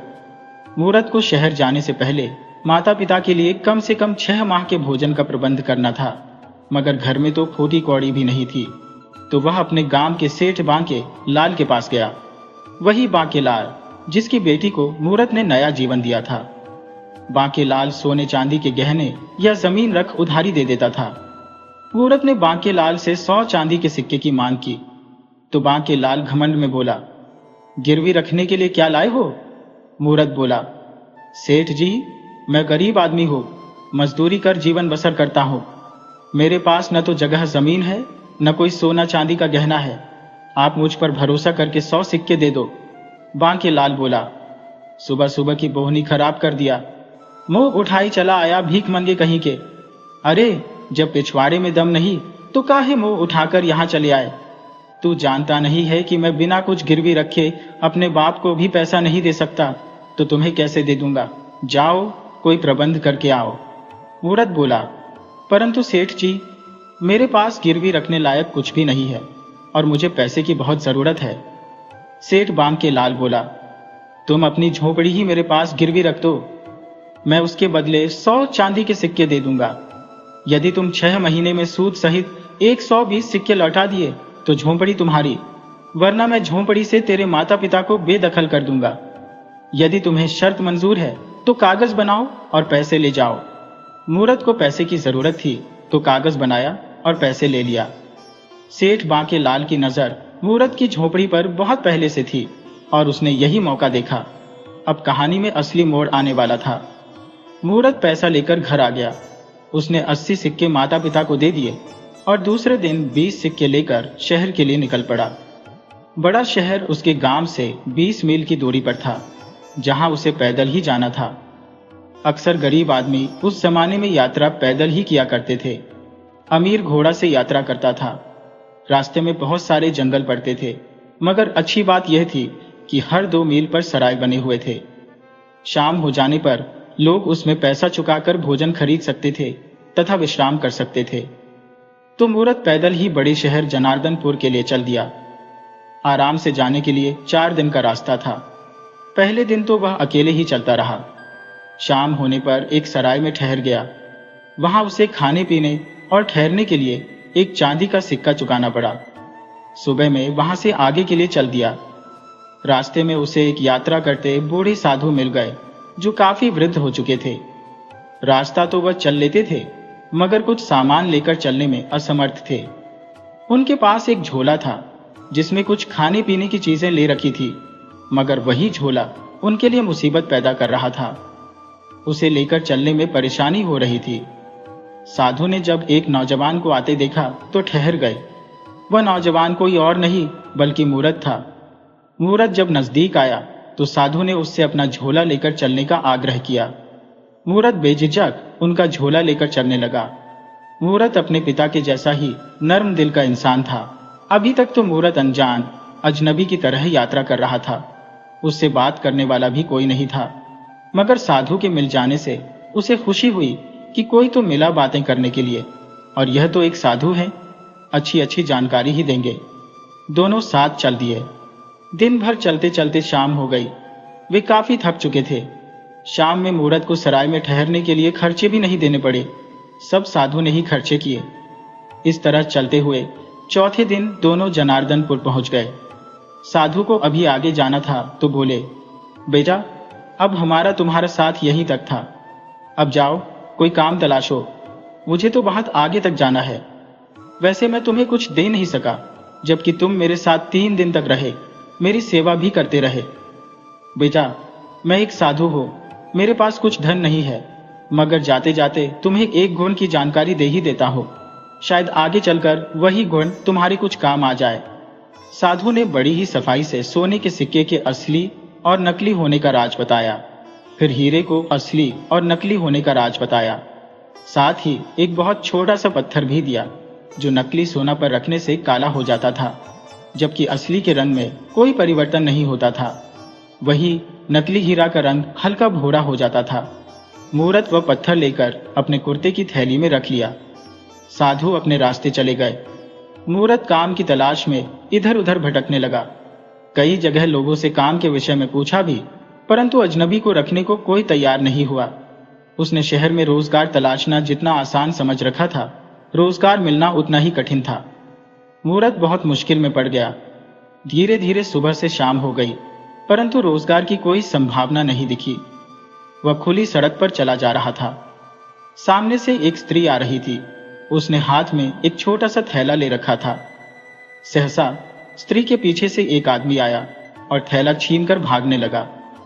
स्त्री मदद की गुहार लगाने लगी तो सामने से आ रहा मूरत उस उचक्के के पीछे पड़ गया और खदेड़ कर पकड़ लिया और उसे उठाकर पटक भी दिया। वह थैला छोड़कर बहुत मुश्किल से गिरते पड़ते भागा, परंतु वह भाग नहीं पाया। उसको नगर के सैनिक पकड़ ले गए। उस थैले को उठाकर मूरत स्त्री को दे दिया। बोला, बहन तुम अपना सामान सुरक्षित रखो। स्त्री बोली, भैया तुम्हारा बहुत बहुत धन्यवाद, तुमने हमारी मदद की। यहाँ कहाँ रहते हो? तुम्हें कभी कोई मदद की जरूरत पड़े तो मेरे पिता चंपक सेठ के पास आ जाना। मूरत बोला, बहन, मैं अभी आज ही गांव से काम की तलाश में शहर आया हूँ और अभी तक न तो काम की तलाश कर पाया हूँ, न रहने का कोई ठिकाना ढूंढ पाया हूँ। स्त्री बोली, भाई निराश मत हो, तुम मेरे साथ आओ, मैं तुम्हें कोई न कोई काम दिलवाने की कोशिश करती हूँ। मुहूर्त को लेकर वह स्त्री अपने पिता के पास गई और बोली, आज मैं जब बाजार गई थी तो एक उचक्के ने मेरा थैला झपट भागने की कोशिश की, परंतु इस बहादुर भाई ने मेरा थैला उससे छीन भी लिया और उसको नगर के सैनिकों के हवाले कर दिया। पिताजी, आप इस भाई को कोई काम दे दीजिए, ये बहुत ही ईमानदार और मेहनती लड़का है। चंपक सेठ घोड़ों के व्यापारी थे। उनके यहाँ अक्सर एक दो नौकरों की जरूरत पड़ती रहती थी। चंपक सेठ बोले, बेटी, तुम खुद इसे रहने का स्थान और भोजन का स्थान बता दो। वह स्त्री विवाहिता थी और मुहूर्त से काफी बड़ी थी। सेठ की पत्नी नहीं थी, सिर्फ वही एक बेटी थी जो ससुराल में न रहकर पिता के पास ही रहती थी। उसका पति भी बड़ा कारोबारी था जो कभी कभार ही पत्नी से मिलने ससुराल आता था। यहाँ के कारोबार की मालकिन वही थी। ये बात मुहूर्त समझ चुका था। उसे रहने खाने का प्रबंध हो गया था। वह अब रात को चैन से सो गया। दूसरे दिन उस स्त्री से बोला, बहन, अब हमें काम बताओ, मुझे क्या करना है। उस स्त्री का नाम निर्मला था। वह बोली, भाई, तुम्हें काम तो मिल गया है, परंतु तुम पगार क्या लोगे अभी तय नहीं हुआ है। बताओ, कितना पगार लोगे। मुहूर्त बोला, यह तो मुझे भी पता नहीं, मैंने कभी नगर में किसी का काम नहीं किया है। आप लोगों के पास पहले से कई नौकर है, आप खुद देख लो, जो तय कर दोगी वही मेरे लिए उचित रहेगा। निर्मला बोली, ठीक है, पिताजी तय कर देंगे। अभी तुम घोड़ों के देखरेख में लग जाओ और हाँ, समय से भोजन कर लेना, शर्माना नहीं। मुहूर्त अपने काम पर लग गया, परंतु वह कभी अस्तबल में काम नहीं किया था, जिसके कारण उसे काफी परेशानी होती। वह प्रतिदिन कुछ न कुछ गड़बड़ कर देता, जिसका फायदा दो अन्य मजदूर उठाते। अगर गलती उनसे भी होती तो वह गलती मुहूर्त के ऊपर आसानी से चिपका देते। सेठ चंपक लाल एक दिन अपनी बेटी से बोले, बेटी, जिस नए मजदूर को तुमने काम में लगाया है वह हमारे काम का नहीं है, तुम उसे काम से हटा दो तो बेहतर होगा। निर्मला बोली, पिताजी, लड़का बहुत काम का है, आप घबराए नहीं, उसको कुछ समय दीजिए। वह एक गांव का लड़का है, उसे काम करने में कोई पीछे नहीं कर सकता, परंतु उसके लिए उसे कुछ समय देना पड़ेगा। वह कभी अस्तबल में काम नहीं किया है, आप निश्चिंत रहिए, एक दिन वह बहुत काम का आदमी है। एक दिन मुहूर्त ने देखा कि सेठ जी के पास दो आदमी घोड़ा खरीदने के लिए आए हैं। उन्होंने 5-5 हजार सोने की मोहरों में दो उम्दा किस्म के घोड़े खरीद भी लिए हैं। सेठ जी मोहरें ले भी लिए हैं। मुहूर्त को साधु जी के पत्थर की सत्यता जानने की उत्सुकता जगी, तो उसने सेठ जी से एक मोहर मांगकर उस पर पत्थर सटा दिया। मोहर काला पड़ गई तो मुहूर्त बोला, सेठ जी, यह मोहर तो नकली है। इतना सुनते ही व्यापारियों के चेहरे फनी के पड़ गए। फिर भी एक व्यापारी अपने को संभालते हुए बोला, तुम कैसे कह सकते हो कि यह मोहरें नकली हैं? मुहूर्त बोला, मैं दावे के साथ कह सकता हूं कि यह मोहरें नकली हैं। यदि मेरी बात पर जरा भी शंका है तो जौहरी बुलवाकर परख करा ले। दूसरा व्यापारी बोला, रहने दीजिए, हमें घोड़ा नहीं खरीदना। सेठ बोला, ठीक है, घोड़ा मत खरीदो, ये तुम्हारी मर्जी, परंतु हम सत्यता तो परखेंगे। सेठ की बात सुनकर दोनों भागने की कोशिश करने लगे तो मुहूर्त ने दोनों को पकड़ लिया। थोड़ी देर में ही पता चल गया कि नकली मोहरों से ये शहर में घूम घूम कर 50 घोड़े खरीद चुके हैं और लूट चुके हैं। सेठ दोनों को पागलों की तरह ढूंढ रहे हैं। दोनों चंपक सेठ के यहां से मुहूर्त की सूझबूझ से पकड़े गए। निर्मला बोली, पिताजी, मुहूर्त हमारे लिए देवदूत बनकर आया है। जब से आया है हमें मुसीबतों से उबार रहा है। हम इसे 100 स्वर्ण मुद्रा वेतन पर रख लेते हैं। सेठ बोला, नहीं बेटी, एक बहुत बड़े पारखी को हम इतनी कम वेतन नहीं दे सकते। इसको 250 स्वर्ण मुद्रा देते रहेंगे और इससे आग्रह करेंगे कि यह जिंदगी भर हमारे पास ही रहकर नौकरी करे। अब मुहूर्त मजदूरों के साथ काम नहीं करता, सेठ उसे अपने साथ ही रखते। वह व्यापार के सिलसिले में जहां जाते मुहूर्त को अपने साथ लेकर जाते। मुहूर्त एक तरह से सेठ का मुनीम बन गया था। अब कहानी में एक नया और बड़ा मोड़ आने वाला था। एक बार नगर के राज दरबार में एक आयोजन था, जिसमें राजा ने नगर के बड़े बड़े सेठ और साहूकारों को निमंत्रण दिया था। जिसमें सेठ चंपक लाल भी शामिल थे। परंतु संयोग से उस दिन उनकी तबीयत में कुछ असहज महसूस हो रहा था। वह अपने मुनीम से बोले, बेटा मूरत, आज राज दरबार में राजा ने एक आयोजन किया है जिसमें नगर के सभी सेठ शामिल होंगे। वहां मुझे भी जाना है, परंतु मेरी तबीयत कुछ असहज महसूस हो रही है, जिसके कारण मैं वहां नहीं जाना चाहता। परंतु वहां जाना बहुत जरूरी है। अगर हमारे यहाँ से कोई नहीं जाएगा तो राजा बुरा मान जाएगा, जिससे हमारी पकड़ राज दरबार से खत्म हो जाएगी। मूरत बोला, सेठ जी, आप मुझे बताइए, मैं इसमें क्या कर सकता हूँ? चंपक लाल बोले, बेटा, मैं चाहता हूँ कि तुम राज दरबार जाओ और राजा के कार्यक्रम में मेरे स्थान पर शामिल हो जाओ। मूरत इतना सुन थोड़ा घबरा गया, क्योंकि वह कभी जीवन में राज दरबार नहीं गया था। साथ ही राजा महाराजा से उसे डर भी लगता था। परंतु वह एक नौकर था और मालिक का आदेश नौकर को मानना ही पड़ता है। वह चंपक लाल से आज्ञा लेकर राज दरबार के लिए चल पड़ा, परंतु मन में तरह तरह की बातें सोचता हुआ आगे बढ़ रहा था कि क्या होगा राज दरबार में। राजा कहीं मुझे सूली पर न चढ़ा दे। वह आगे बढ़ते हुए राजमहल के करीब पहुंचा। तभी मूरत ने देखा कि राजमहल के दरवाजे पर दो व्यक्ति कुछ खरीद बिक्री कर रहे हैं। वह कोई और नहीं बल्कि राजा का मंत्री था। वह राज बगीचे का सारा फल एक दूसरे नगर के व्यापारी के हाथों बेच रहा था। व्यापारी फल लेकर मंत्री को मोहरें दी। तभी मूरत वहां पहुंच गया और मंत्री से प्रेम पूर्वक बोला, महोदय जी, क्या आप मुझे एक सिक्का देने का कष्ट करेंगे? मैं एक पारखी हूं। मैं आपके सिक्के देख बता सकता हूं कि वह असली है कि नकली। मंत्री ने झट से उसे एक सिक्का दे दिया। मूरत ने जैसे ही सिक्के में पत्थर सटाया, वह काला पड़ गया। मूरत बोला, यह सिक्का नकली है। व्यापारी खुद को पकड़ा देख बोला, अरे नहीं नहीं, कैसी बात करते हो? भला तुम एक आम इंसान कुछ भी बोल दोगे और मंत्री जी मान जाएंगे? सिक्का असली है। तुम मूर्ख आदमी, पता नहीं कहां से आ जाते हो। तुरंत यहां से भागो। मूरत बोला, अगर आपको मुझ पर भरोसा नहीं तो नगर के सबसे बड़े जौहरी से इसकी परख करवा लें। अगर सिक्का असली निकला तो मुझे फांसी पर चढ़ा देना। मंत्री को मूरत की बात में दम लगा। वह बोला, सेठ, तुम हड़बड़ाओ मत। तुम्हारा सिक्का अगर असली है तो उसकी जांच करने में क्या जाता है? व्यापारी इतना सुन वहां से भागने लगा। मंत्री ने तुरंत सैनिकों को आदेश दिया, बंदी बना लो इस धूर्त को। मंत्री मूरत को लेकर राजा के पास गया और सारी घटना की जानकारी दी। राजा बहुत प्रसन्न हुआ। राजा मूरत से बोला, नौजवान, तुम कौन हो और कहाँ रहते हो? राज दरबार किस काम से आए थे? मूरत बोला, महाराज, मैं एक किसान का बेटा हूँ। मैं आपके नगर के ही एक सेठ, जिनका नाम चंपक सेठ है, उन्हीं के यहाँ रहता हूँ। आज उनकी तबीयत सही नहीं थी तो उन्होंने आपके भेजे निमंत्रण पर अपनी जगह मुझे भेज दिया है। राजा बहुत खुश हुआ। वह बोला, नौजवान, क्या तुम हमारे राजमहल में रहना चाहते हो? मूरत बोला, महाराज, मैं आपसे बाहर थोड़ी हूँ। यह तो मेरा सौभाग्य होगा कि मैं आपके राजमहल में किसी पद पर रहूं। परंतु महाराज, मेरे भी कुछ उसूल हैं। मैं चंपक सेठ के यहाँ से तब तक नहीं हट सकता जब तक वह खुद न हटा दें। राजा को उसकी ईमानदारी बहुत पसंद आई। कार्यक्रम का मुख्य अतिथि राजा ने मूरत को ही बनाया। यह बात चंपक सेठ तक पहुंची। वह अपनी बेटी से बोले, बेटी, तुमने मूरत को सही परखा था। वह आज राज दरबार में हमारा नाम और ऊंचा कर दिया है। वह कोई मजदूर नहीं बल्कि हीरा है, हीरा। निर्मला बोली, पिताजी, अब किसी भी कीमत पर हम उसे अपने यहाँ से नहीं जाने देंगे। शाम को मूरत चंपक सेठ के घर आया। सेठ ने उसे आते ही गले लगा लिया और उसे तरह तरह के स्वादिष्ट भोजन कराया। अब मूरत बिल्कुल भी कुछ काम नहीं करता। चंपक सेठ उसे अपने साथ बिठाते।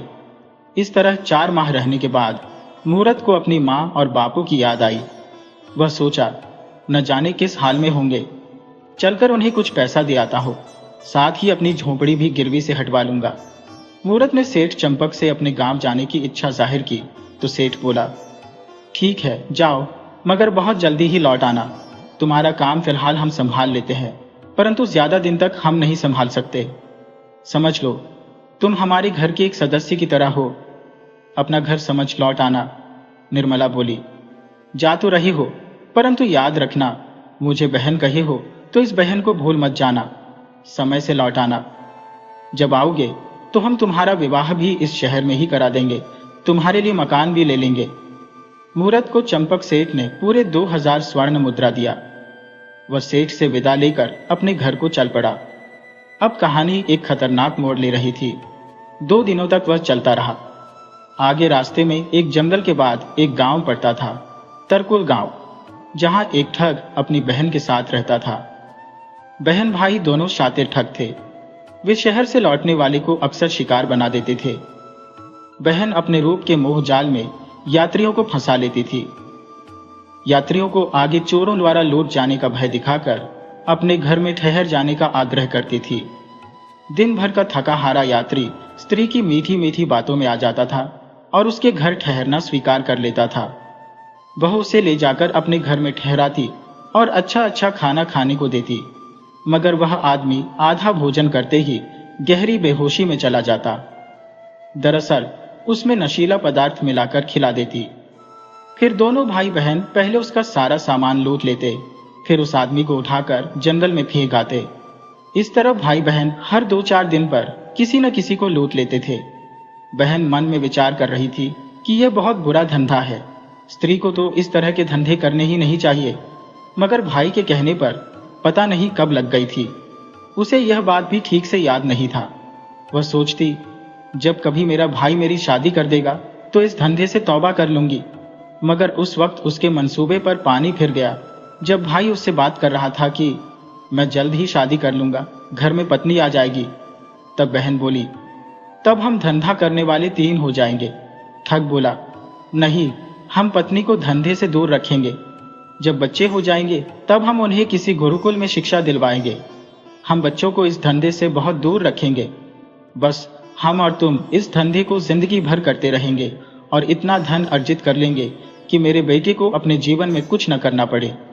वह पूरा जीवन बैठकर खाए तो भी धन न कम पड़े। बहन समझ गई कि भाई के प्रोग्राम में मेरा विवाह शामिल नहीं है। उसे होने वाली पत्नी की फिक्र है, अपने होने वाले बच्चों की फिक्र है, लेकिन साथ रह रही सुख दुख में साथ देने वाली बहन की कोई फिक्र नहीं है। बहन का दिल भाई से टूट चुका था, मगर भाई का विरोध भी नहीं कर सकती थी। भाई से यह भी नहीं कह सकती थी कि मेरा विवाह कर दो। वह मन ही मन जल रही थी। एक दिन वह अपने भाई के साथ शिकार की खोज में निकली थी। इधर मूरत अपने घर के लिए चला जा रहा था। अब शाम होने वाली थी, अभी आधा ही सफर कर पाया था। सोच रहा था आगे किसी सराय में ठहर जाऊंगा। दोनों ठग ठगिनी जाल बिछाए बैठे थे। स्त्री ने जब एक सुंदर नौजवान को आते देखा तो उसके सामने आ गई, मगर मूरत स्त्री पर ध्यान न देकर आगे बढ़ने लगा। स्त्री बोली, आगंतुक, आगे मत जाओ, आगे जंगल में भोला डाकू ने बसेरा बना लिया है। आते जाते राहगीरों को लूट ले रहा है। विरोध करने वालों को जान से भी मार देता है। मारने के बाद वह नदी में फेंक देता है, आदमी का लाश भी नहीं मिलने देता। तुम आगे मत जाओ। मूरत डाकू का नाम सुनकर डर गया। वह स्त्री से बोला, क्या इस गांव में किसी के यहाँ ठहरने लायक जगह मिलेगी? स्त्री बोली, अब बुरे फंस गए हो तो हमें ही कोई प्रबंध करना पड़ेगा। अगर चाहो तो गांव में किसी के यहाँ खुद बताकर ठहर सकते हो या मेरे घर भी रह सकते हो। तुम्हारी भलाई के लिए मैं खुद कष्ट उठा लूंगी। मूरत बोला, अनजान जगह पर कहाँ ठहरने का स्थान ढूंढने जाऊं? आप ही कोई व्यवस्था कर दो, मेरे पर बहुत बड़ा उपकार होगा। ठहरने का और खाने पीने का जो खर्च मांगोगी दे दूंगा। स्त्री उसे अपने घर लेकर चली आई। ठग ने अनुमान लगा लिया था कि बहुत मालदार पार्टी फंसी है, हम तो मालामाल हो जाएंगे। मगर बहन ने कुछ और ही सोच लिया था कि भाई तो मेरा विवाह करने वाला नहीं, तो क्यों ना मैं इस आदमी के सामने विवाह का प्रस्ताव रखूं। मान जाएगा तो मेरी तो किस्मत संवर जाएगी, जलालत की जिंदगी से छुटकारा मिल जाएगा। स्त्री ने मूरत को अच्छे से ठहराया, फिर खाना बनाने में लग गई। आज उसने नशा वाली थाली अपने भाई को ही परोस दी। ठग खाते ही बेहोशी में चला गया। मूरत को अच्छा खाना खिलाई। खाना खा लेने के बाद बोली, देखो, मैं कोई अच्छी स्त्री नहीं हूं, बल्कि एक ठग की बहन हो। हम दोनों मिलकर ठगी करते हैं, यात्रियों को लूटते हैं। मगर आज जब भाई से पता चला कि वह जिंदगी में मेरी शादी नहीं करने वाला, तो मैंने भी भाई के प्रति इरादा बदल लिया है। जो नशे वाली थाली खिला तुम्हें लूटना था, वह थाली मैंने भाई को खिला दी है। अब वह बेहोश पड़ा है, मगर होश आते ही पता चलेगा कि शिकार को मैंने बचा लिया है तो मेरी मौत निश्चित है। तुम अब यहाँ एक पल मत ठहरो, आगे कोई चोर डाकू नहीं रहता, तुम चले जाओ। मूरत बोला, परंतु तुम्हारा भाई तुम्हें मार डालेगा। स्त्री बोली, तुम्हारी भलाई करके मर जाने में भी मुझे खुशी होगी। मूरत बोला, अगर तुम्हें बुरा न लगे तो मेरे साथ चलो। मैं ये कभी नहीं पूछूंगा कि तुमने अपनी जिंदगी में कौन कौन से गुनाह किए। स्त्री बोली, मैंने ठगी जरूर की है, परंतु कभी किसी पुरुष के साथ गलत काम नहीं किया। मैं अब तक अपनी इज्जत बचाकर रखी हो। आप अगर अपने चरणों में जगह देते हैं तो अपने को भाग्यशाली समझूंगी। मेरी तो किस्मत बदल जाएगी। मूरत बोला, अब सोचो मत, जल्दी निकल चलो, मैं तुम्हें अपनी पत्नी मान चुका हूं। दोनों वहां से भाग लिए। आगे जाने पर रात में सराय में रुके, फिर भोर में ही चल दिए। आगे उन्हें तांगा मिला तो उससे बात कर रिजर्व किए और तांगे से अपने घर आ गए। माता पिता मूरत के आने पर बहुत खुश हुए। साथ में बहू भी आई है, उनकी खुशी का ठिकाना न रहा। रात में मूरत की पत्नी ने उसे खाना खिलाया। इसके बाद दोनों सोने लगे। आज उनका सुहाग रात भी था। दोनों एक दूसरे को देखते ही रहे। कुछ देर बाद दोनों एक दूसरे के संपर्क में आए। इस प्रकार भोर में दोनों सो गए। दूसरे दिन मूरत थोड़ा विलंब से उठा। उसके पिता मदोदर बोले, बेटा मूरत, तुम बांके लाल का पैसा लौटाओ। मूरत पिता का आशीर्वाद लेकर बांके लाल के पास उसका पैसा लौटाने गया। वहां पहुंचने के बाद मूरत को पता चला कि बांके लाल ने तो भारी घपला कर दिया था। पूरे 500 चांदी के सिक्के अपनी बही में उधारी लिख दिया था। इस बात को लेकर मूरत और बांके लाल में लड़ाई हो रही थी। मूरत बोला, सेठ बांके लाल, मेरी पहुंच राजा तक है। मैं नहीं चाहता कि राजा तुम्हें दंड दे। तुम मेरे साथ छल मत करो। बांके लाल बोला, अरे जा जा, 2 कौड़ी का आदमी, तेरी पहुंच गांव के सरपंच तक तो है ही नहीं, बड़ा आया राजा तक पहुंच बनाने वाला। उन दोनों के लड़ने की आवाज बांके लाल की बेटी ने सुनी तो घर से बाहर आई और बोली, पिताजी, ये क्या कर रहे हो? आपने मूरत भैया को 100 ही चांदी के सिक्के दिए थे। मैं कभी मूरत के लिए झूठ नहीं बोल सकती हूँ। इसने मुझे नदी में डूबने से बचाया था। आपने मुझसे वादा भी किया था कि मूरत को 100 सोने का सिक्का उपहार में दूंगा, मगर देना तो दूर, 100 को 500 बना दिए हो। बांके लाल को अपनी ही बेटी ने जलील कर दिया था। वह मूरत से बोला, बेटा माफ करना, मैं जिसके लिए चोरी कर रहा था वही ईमानदार है, तो चोरी किसके लिए करना? तुम अपने इनाम के 100 स्वर्ण मुद्रा लेते जाओ। मूरत बोला, नहीं काका, आपकी बेटी मेरी बहन है। बहन को बचाना या उसकी रक्षा करना भाई का फर्ज है। मैं तो कब का भूल गया था, मगर वह याद रखी है। मुझे आपसे कुछ नहीं चाहिए, आप अपना 120 चांदी के सिक्के ले लो। बांके लाल बोला, बेटा और शर्मिंदा ना करो, तुम अपने घर जाओ, ये कागज भी लेते जाओ, इसका अब कोई मतलब नहीं। मूरत घर लौट आया। वह अपने माता पिता और पत्नी को लेकर नगर को लौट गया। सेठ चंपक और निर्मला उसका इंतजार कर रहे थे। निर्मला ने जब इसको परिवार सहित देखा तो बहुत खुश हुई। सेठ चंपक ने तुरंत मूरत के लिए एक नया घर खरीदा। मूरत अपने माता पिता और पत्नी के साथ उसी नए घर में रहने लगा और सेठ चंपक का सारा काम वो खुद ईमानदारी के साथ संभाल लिया। जीवन की सच्चाई, ईमानदारी और सच्चा कर्म ही मनुष्य का सबसे बड़ा धन है। जब आप सही मार्ग पर चलते हैं तो ईश्वर और अच्छे लोग स्वयं आपकी सहायता के लिए रास्ते खोल देते हैं और अंततः आपकी मेहनत और नेक दिल का फल आपको अवश्य मिलता है।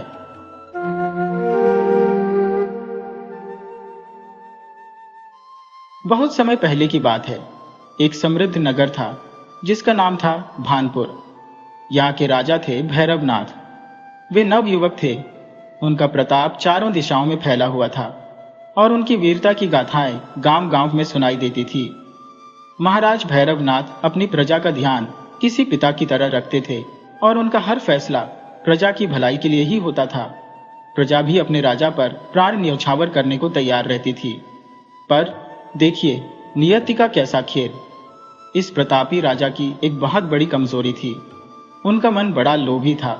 धन का इतना लोभ था कि राज सिंहासन पर बैठकर भी उनकी तृष्णा शांत नहीं होती थी। उनका एकमात्र सपना था कि वे विश्व के सबसे धनी राजा बने। इसी लोभ के चलते वे अक्सर आसपास के छोटे राजाओं पर धोखे से आक्रमण कर देते थे। फिर उन्हें पराजित करके उनका सारा खजाना लूट लेते और उनका राज्य भी अपने अधीन कर लेते थे। ये बात सही है कि भैरवनाथ की सेना बहुत विशाल नहीं थी, न ही वे कोई बहुत शक्तिशाली राजा थे, पर हाँ, उन्होंने छल कपट की कला में महारत हासिल कर ली थी। इसी छल के कारण वे बड़े से बड़े राजा को भी हरा देते थे। उनकी इस आदत के कारण कोई भी पड़ोसी राजा उनका मित्र नहीं था। यहाँ तक कि कोई भी राजा अपनी राजकुमारी का विवाह भी उनसे करने को तैयार नहीं होता था। भैरवनाथ की युवावस्था ऐसे ही अविवाहित बीतती जा रही थी, मगर उन्हें विवाह की कोई चिंता नहीं थी। उन्हें तो बस धन की भूख थी। वे रोज शाम को अपने राज दरबार के खजाने में घंटों बैठकर उसमें रखे हीरे जवाहरात, सोना चांदी को निहारा करते थे। अशरफिया और मोहरे गिनते गिनते जब वे थक जाते, तब अपने शयन कक्ष में आकर सोने चांदी से भरे पलंग पर सो जाया करते थे। उनकी इस लत से उनकी बूढ़ी राजमाता यानी उनकी दादी माँ बहुत चिंतित रहती थी। दरअसल भैरवनाथ की माँ उन्हें बचपन में ही छोड़कर स्वर्ग सिधार गई थी और पिता की मृत्यु को भी 5 वर्ष गुजर चुके थे।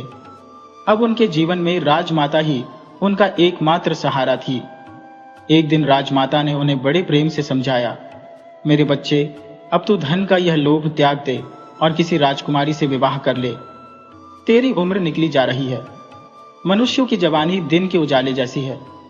जब तक उजाला है विवाह कर ले, स्त्री का सुख भोग ले, बच्चे पैदा कर ले। सांझ हो जाने पर तू कुछ नहीं कर पाएगा और रात हो जाने पर कोई किसी का सहारा नहीं होता। बुढ़ापा, बेटा, वह रात के समान है। बुढ़ापे में तेरे अपने बच्चे ही काम आते हैं, सहारा बनते हैं। ये जो तेरे मंत्री हैं, ये जो तेरे सैनिक हैं, इनमें से कोई काम नहीं आएगा। बल्कि हो सकता है कि बुढ़ापे में तेरा ही कोई विश्वसनीय मंत्री या सेनापति तुझे राज सिंहासन से हटाकर गद्दी पर बैठ जाए और वह फिर या तो तुझे देश निकाला दे देगा या सदा के लिए तुझे काल कोठरी में बंद कर देगा या फिर अपनी आंख की किरकिरी निकालने के लिए तुझे फांसी भी चढ़ा देगा। एक अविवाहित और निस्संतान राजा का अंत अक्सर यही होता है। इसलिए तू जल्दी से विवाह कर ले, नहीं तो तुझे बहुत कष्टों का सामना करना पड़ेगा। और हाँ, मेरा समय भी अब धीरे धीरे खत्म हो रहा है। मेरे बाद तेरा कोई नहीं बचेगा।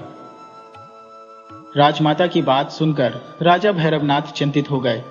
उन्हें लगा कि सचमुच उनके मंत्री या सेनापति उन्हें राजगद्दी से हटा सकते हैं।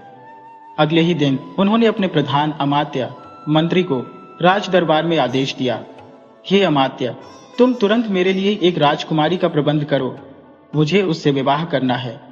प्रधान अमात्य ने हाथ जोड़कर कहा, जैसी आज्ञा महाराज, हम अवश्य कोई उपाय करते हैं। और यह कहकर वह वहां से चला गया। परंतु अमात्य भी नहीं चाहता था कि राजा का विवाह हो।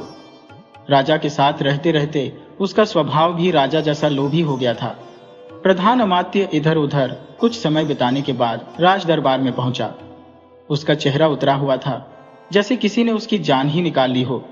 राजा ने पूछा, अमात्य जी, क्या हुआ? आप किसी राजा से उनकी राजकुमारी से विवाह के लिए बात चलाए और फिर आप इतने उदास क्यों हैं? प्रधान अमात्य ने माथा झुकाकर कहा, महाराज, आपने आसपास के सभी राजाओं को तो परास्त कर दिया है। वे अपनी रानियों और राजकुमारियों के साथ भाग गए हैं और कुछ तो कहीं मरखप गए हैं। जो दूर के राजा है वे आपके नाम से घृणा करने लगे हैं। वे आपसे कहीं ज्यादा चतुर और शक्तिशाली है। उनका अब एक ही मकसद है, चाहे जैसे भी हो, आपकी हत्या करना। वे आपको अपनी राजकुमारी नहीं देने वाले और आप उनसे युद्ध में भी नहीं जीत सकते। बात यह है महाराज कि कुल 16 राजाओं ने आपस में मिलकर एक संगठन संधि बनाया है। अगर कोई राजा उनमें से किसी एक पर आंख दिखाने की भी कोशिश करेगा तो सभी मिलकर उस पर आक्रमण कर देंगे। ऐसी परिस्थिति में आप तो क्या, दुनिया का कोई राजा उन्हें परास्त नहीं कर सकता।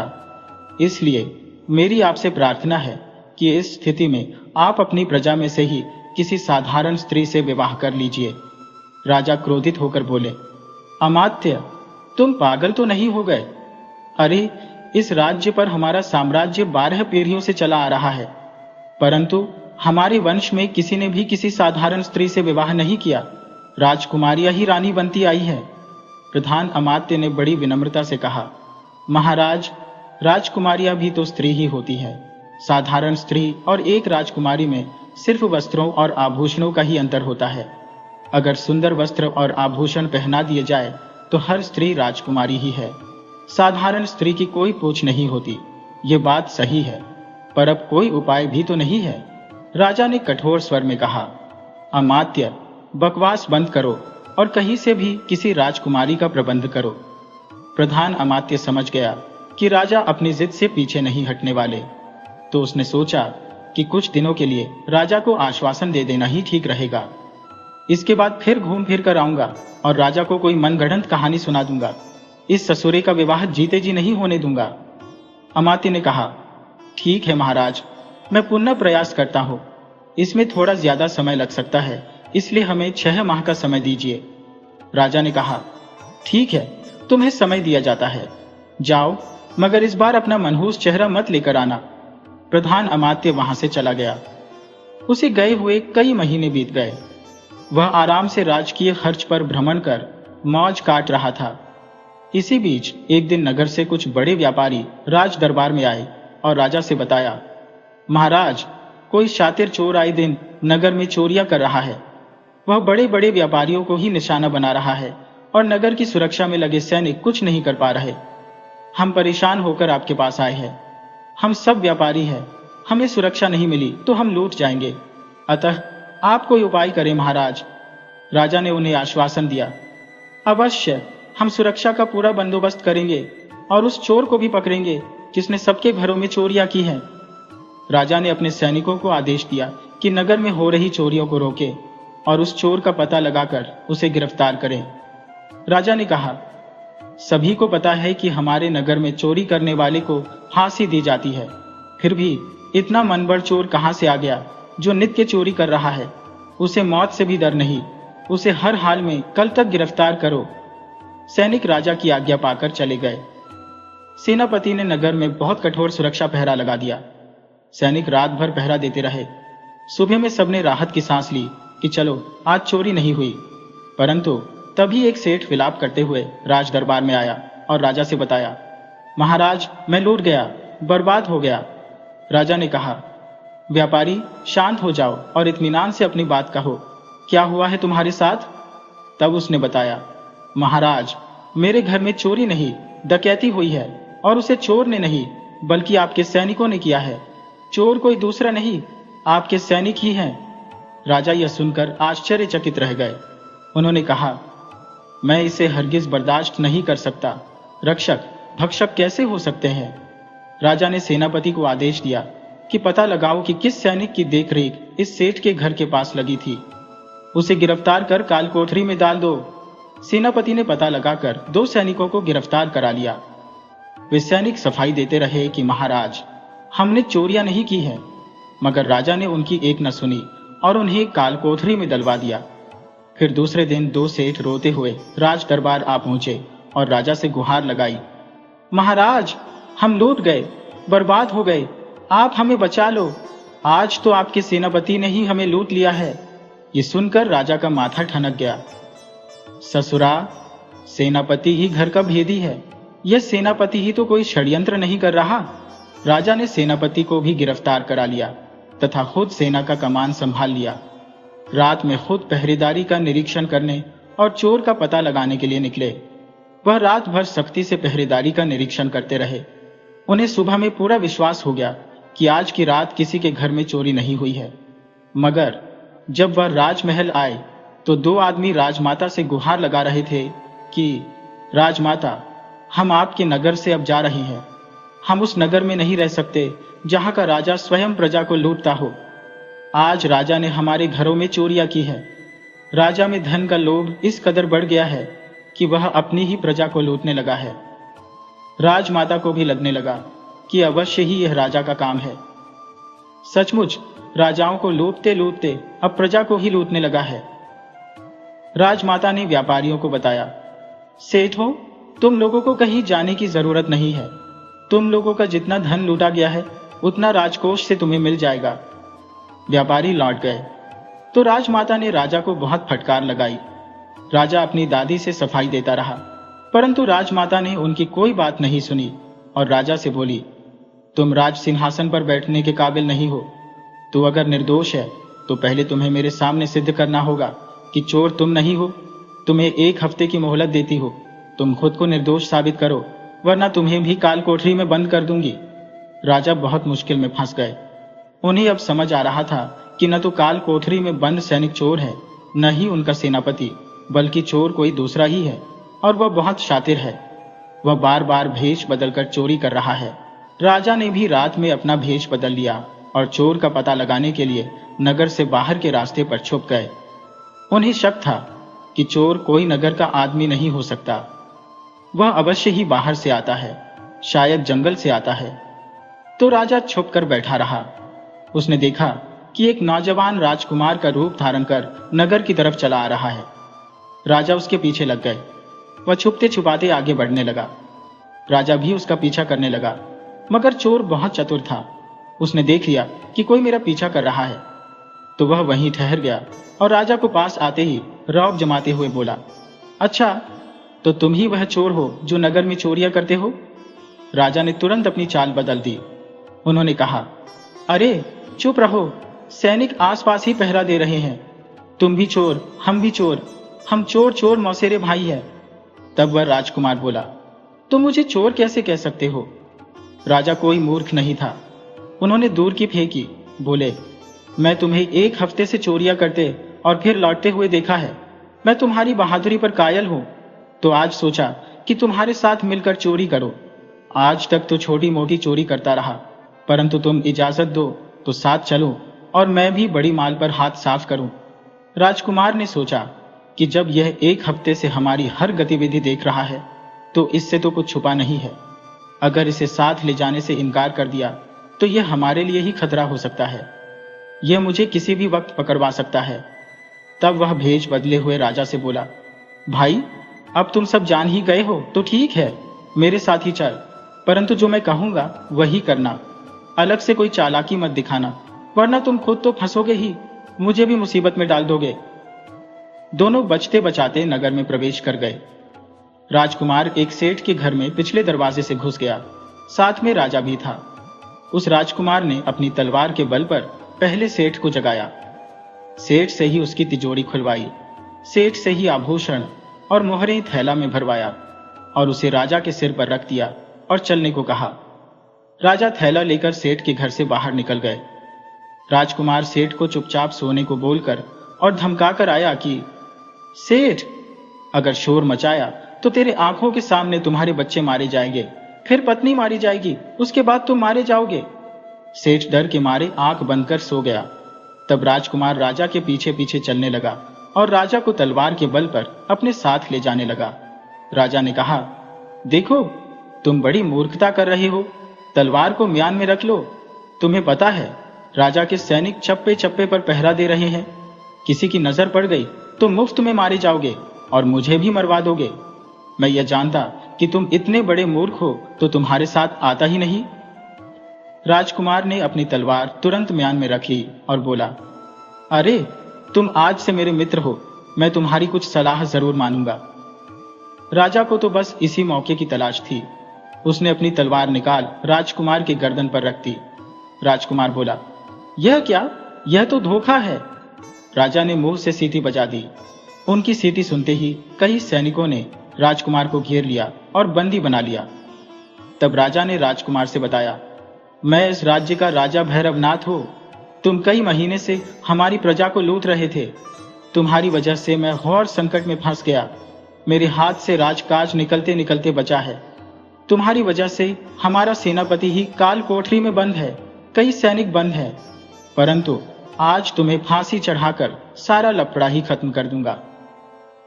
राजा उस चोर बने राजकुमार को पकड़कर राज दरबार ले गए और राजमाता से बताया, दादी माँ, असली चोर पकड़ लिया गया है, जो अलग अलग भेष बदलकर चोरी करता था।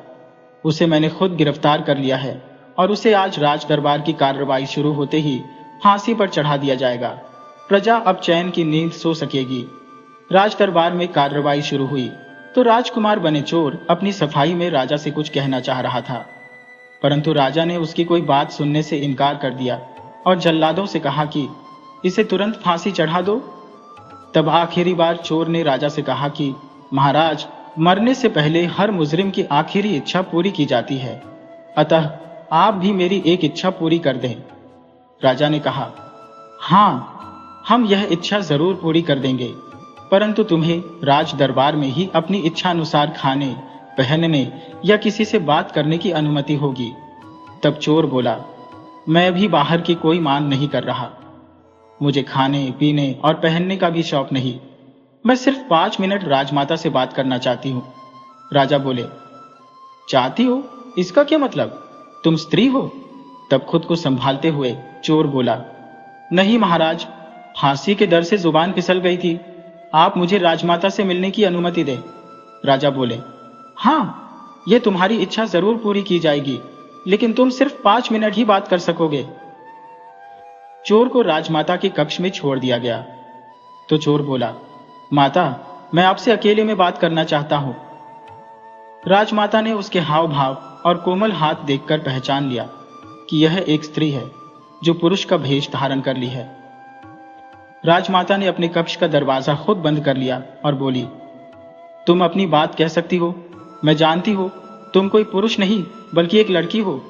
बताओ, क्या कहना चाहती हो? तब उस लड़की ने बताया कि माता, जब आप जान गई हैं कि मैं एक स्त्री हूं, तो अब आपसे पर्दा क्या? माता, मैं महाराज लोहा सिंह की पुत्री हूं। राजा भैरवनाथ ने हमारा राज्य हमसे छीन लिया है। हम भागकर जंगल में शरण लिए हुए हैं। मेरे पिता, माता, 2 छोटे भाई और एक छोटी बहन, हम सब जंगल में घास फूस खाकर पिछले 9 वर्ष से गुजारा कर रहे थे। मगर मैंने ठान लिया कि मुझे अपना राज्य वापस पाने के लिए कुछ न कुछ करना होगा। तो हमने राजा को एक चुनौती के रूप में लिया और चोरी कर उसे हैरान परेशान कर दिया, परंतु मैं अंत में पकड़ी गई। राज्य के नियम के अनुसार मेरी फांसी तो होनी ही है, परंतु मरने से पहले मैं आपसे चाहती हूँ कि आप मेरे पिता का राज्य लौटा दें। राजमाता बोली, बेटी, तुमने यह कैसे सोच लिया कि मेरे पास आने के बाद भी तुम्हें फांसी ही होगी? बल्कि अब सजा तो भैरवनाथ को मिलेगी और हम तुम्हारे पिता का राज्य भी वापस करेंगे। तो इससे पहले हम तुम्हें अपनी बहू बनाना चाहेंगे। यदि तुम स्वीकार करो, तब तुम एक राजकुमारी हो और राजकुमारियां ही राज्य की रानियां बनती हैं। हम लोहा सिंह के मन में उठे प्रतिशोध की ज्वाला को राज्य लौटाकर भी कम नहीं कर सकते, बल्कि उनकी ज्वाला तभी शांत हो पाएगी जब तुम मेरी बहू बनना स्वीकार करो। राजकुमारी बोली, माता, यह तो आपकी महानता है जो एक चोरनी को राजरानी बनाने को सोच रही है। उधर राजा ज्यादा विलंब होने पर खुद ही देखने के लिए आया। राजमाता ने राजकुमारी को सुंदर वस्त्रों और आभूषणों से सजाकर दुल्हन बना दिया था। राजा बोले, माता, जल्दी करो, चोर को बाहर भेजो, उसे फांसी चढ़ने का वक्त निकला जा रहा है। राजमाता बोली, मूर्ख, उसकी फांसी का नहीं, तुम्हारा विवाह का समय निकला जा रहा है। यह कोई चोर नहीं बल्कि राजकुमारी है और इसे हमने अपना बहू मान लिया है। हम तुम्हारा विवाह आज ही इससे कराएंगे और तू आज ही महाराज लोहा सिंह का राज्य वापस कर दे और उन्हें सम्मान के साथ अपने राजमहल में बुला। आखिर कन्यादान तो वही करेंगे। भैरवनाथ सोच रहा था कि अब यह कौन सा नाटक शुरू हो गया। अरे, इस लड़की ने पहले ही मुझे इतना छकाया है कि हाथ से राजपाट निकलते निकलते बचा है, और इससे विवाह कर लिया तो जिंदगी भर छकाया जाएगा। वो राजमाता से बोला, दादी माँ, हमें इस शातिर लड़की से विवाह नहीं करना। राजमाता बोली, अरे, इसे तो मैंने रानी मान लिया है। अब तो सोच ले, राजा बनना है या रानी ही राजकाज चलाएगी। राजा मन महसूस कर बोला, माँ, अब तुम जैसा सोचो, हम तो तुम्हारा फैसला मानते ही आए हैं। अभी बात चल ही रही थी कि प्रधान अमात्य जी आ गए, जो राजा का विवाह के लिए राजकुमारी देखने गए थे। राजा देखते ही बोला, अरे, कहाँ मर गए थे अब तक? कोई प्रबंध किए?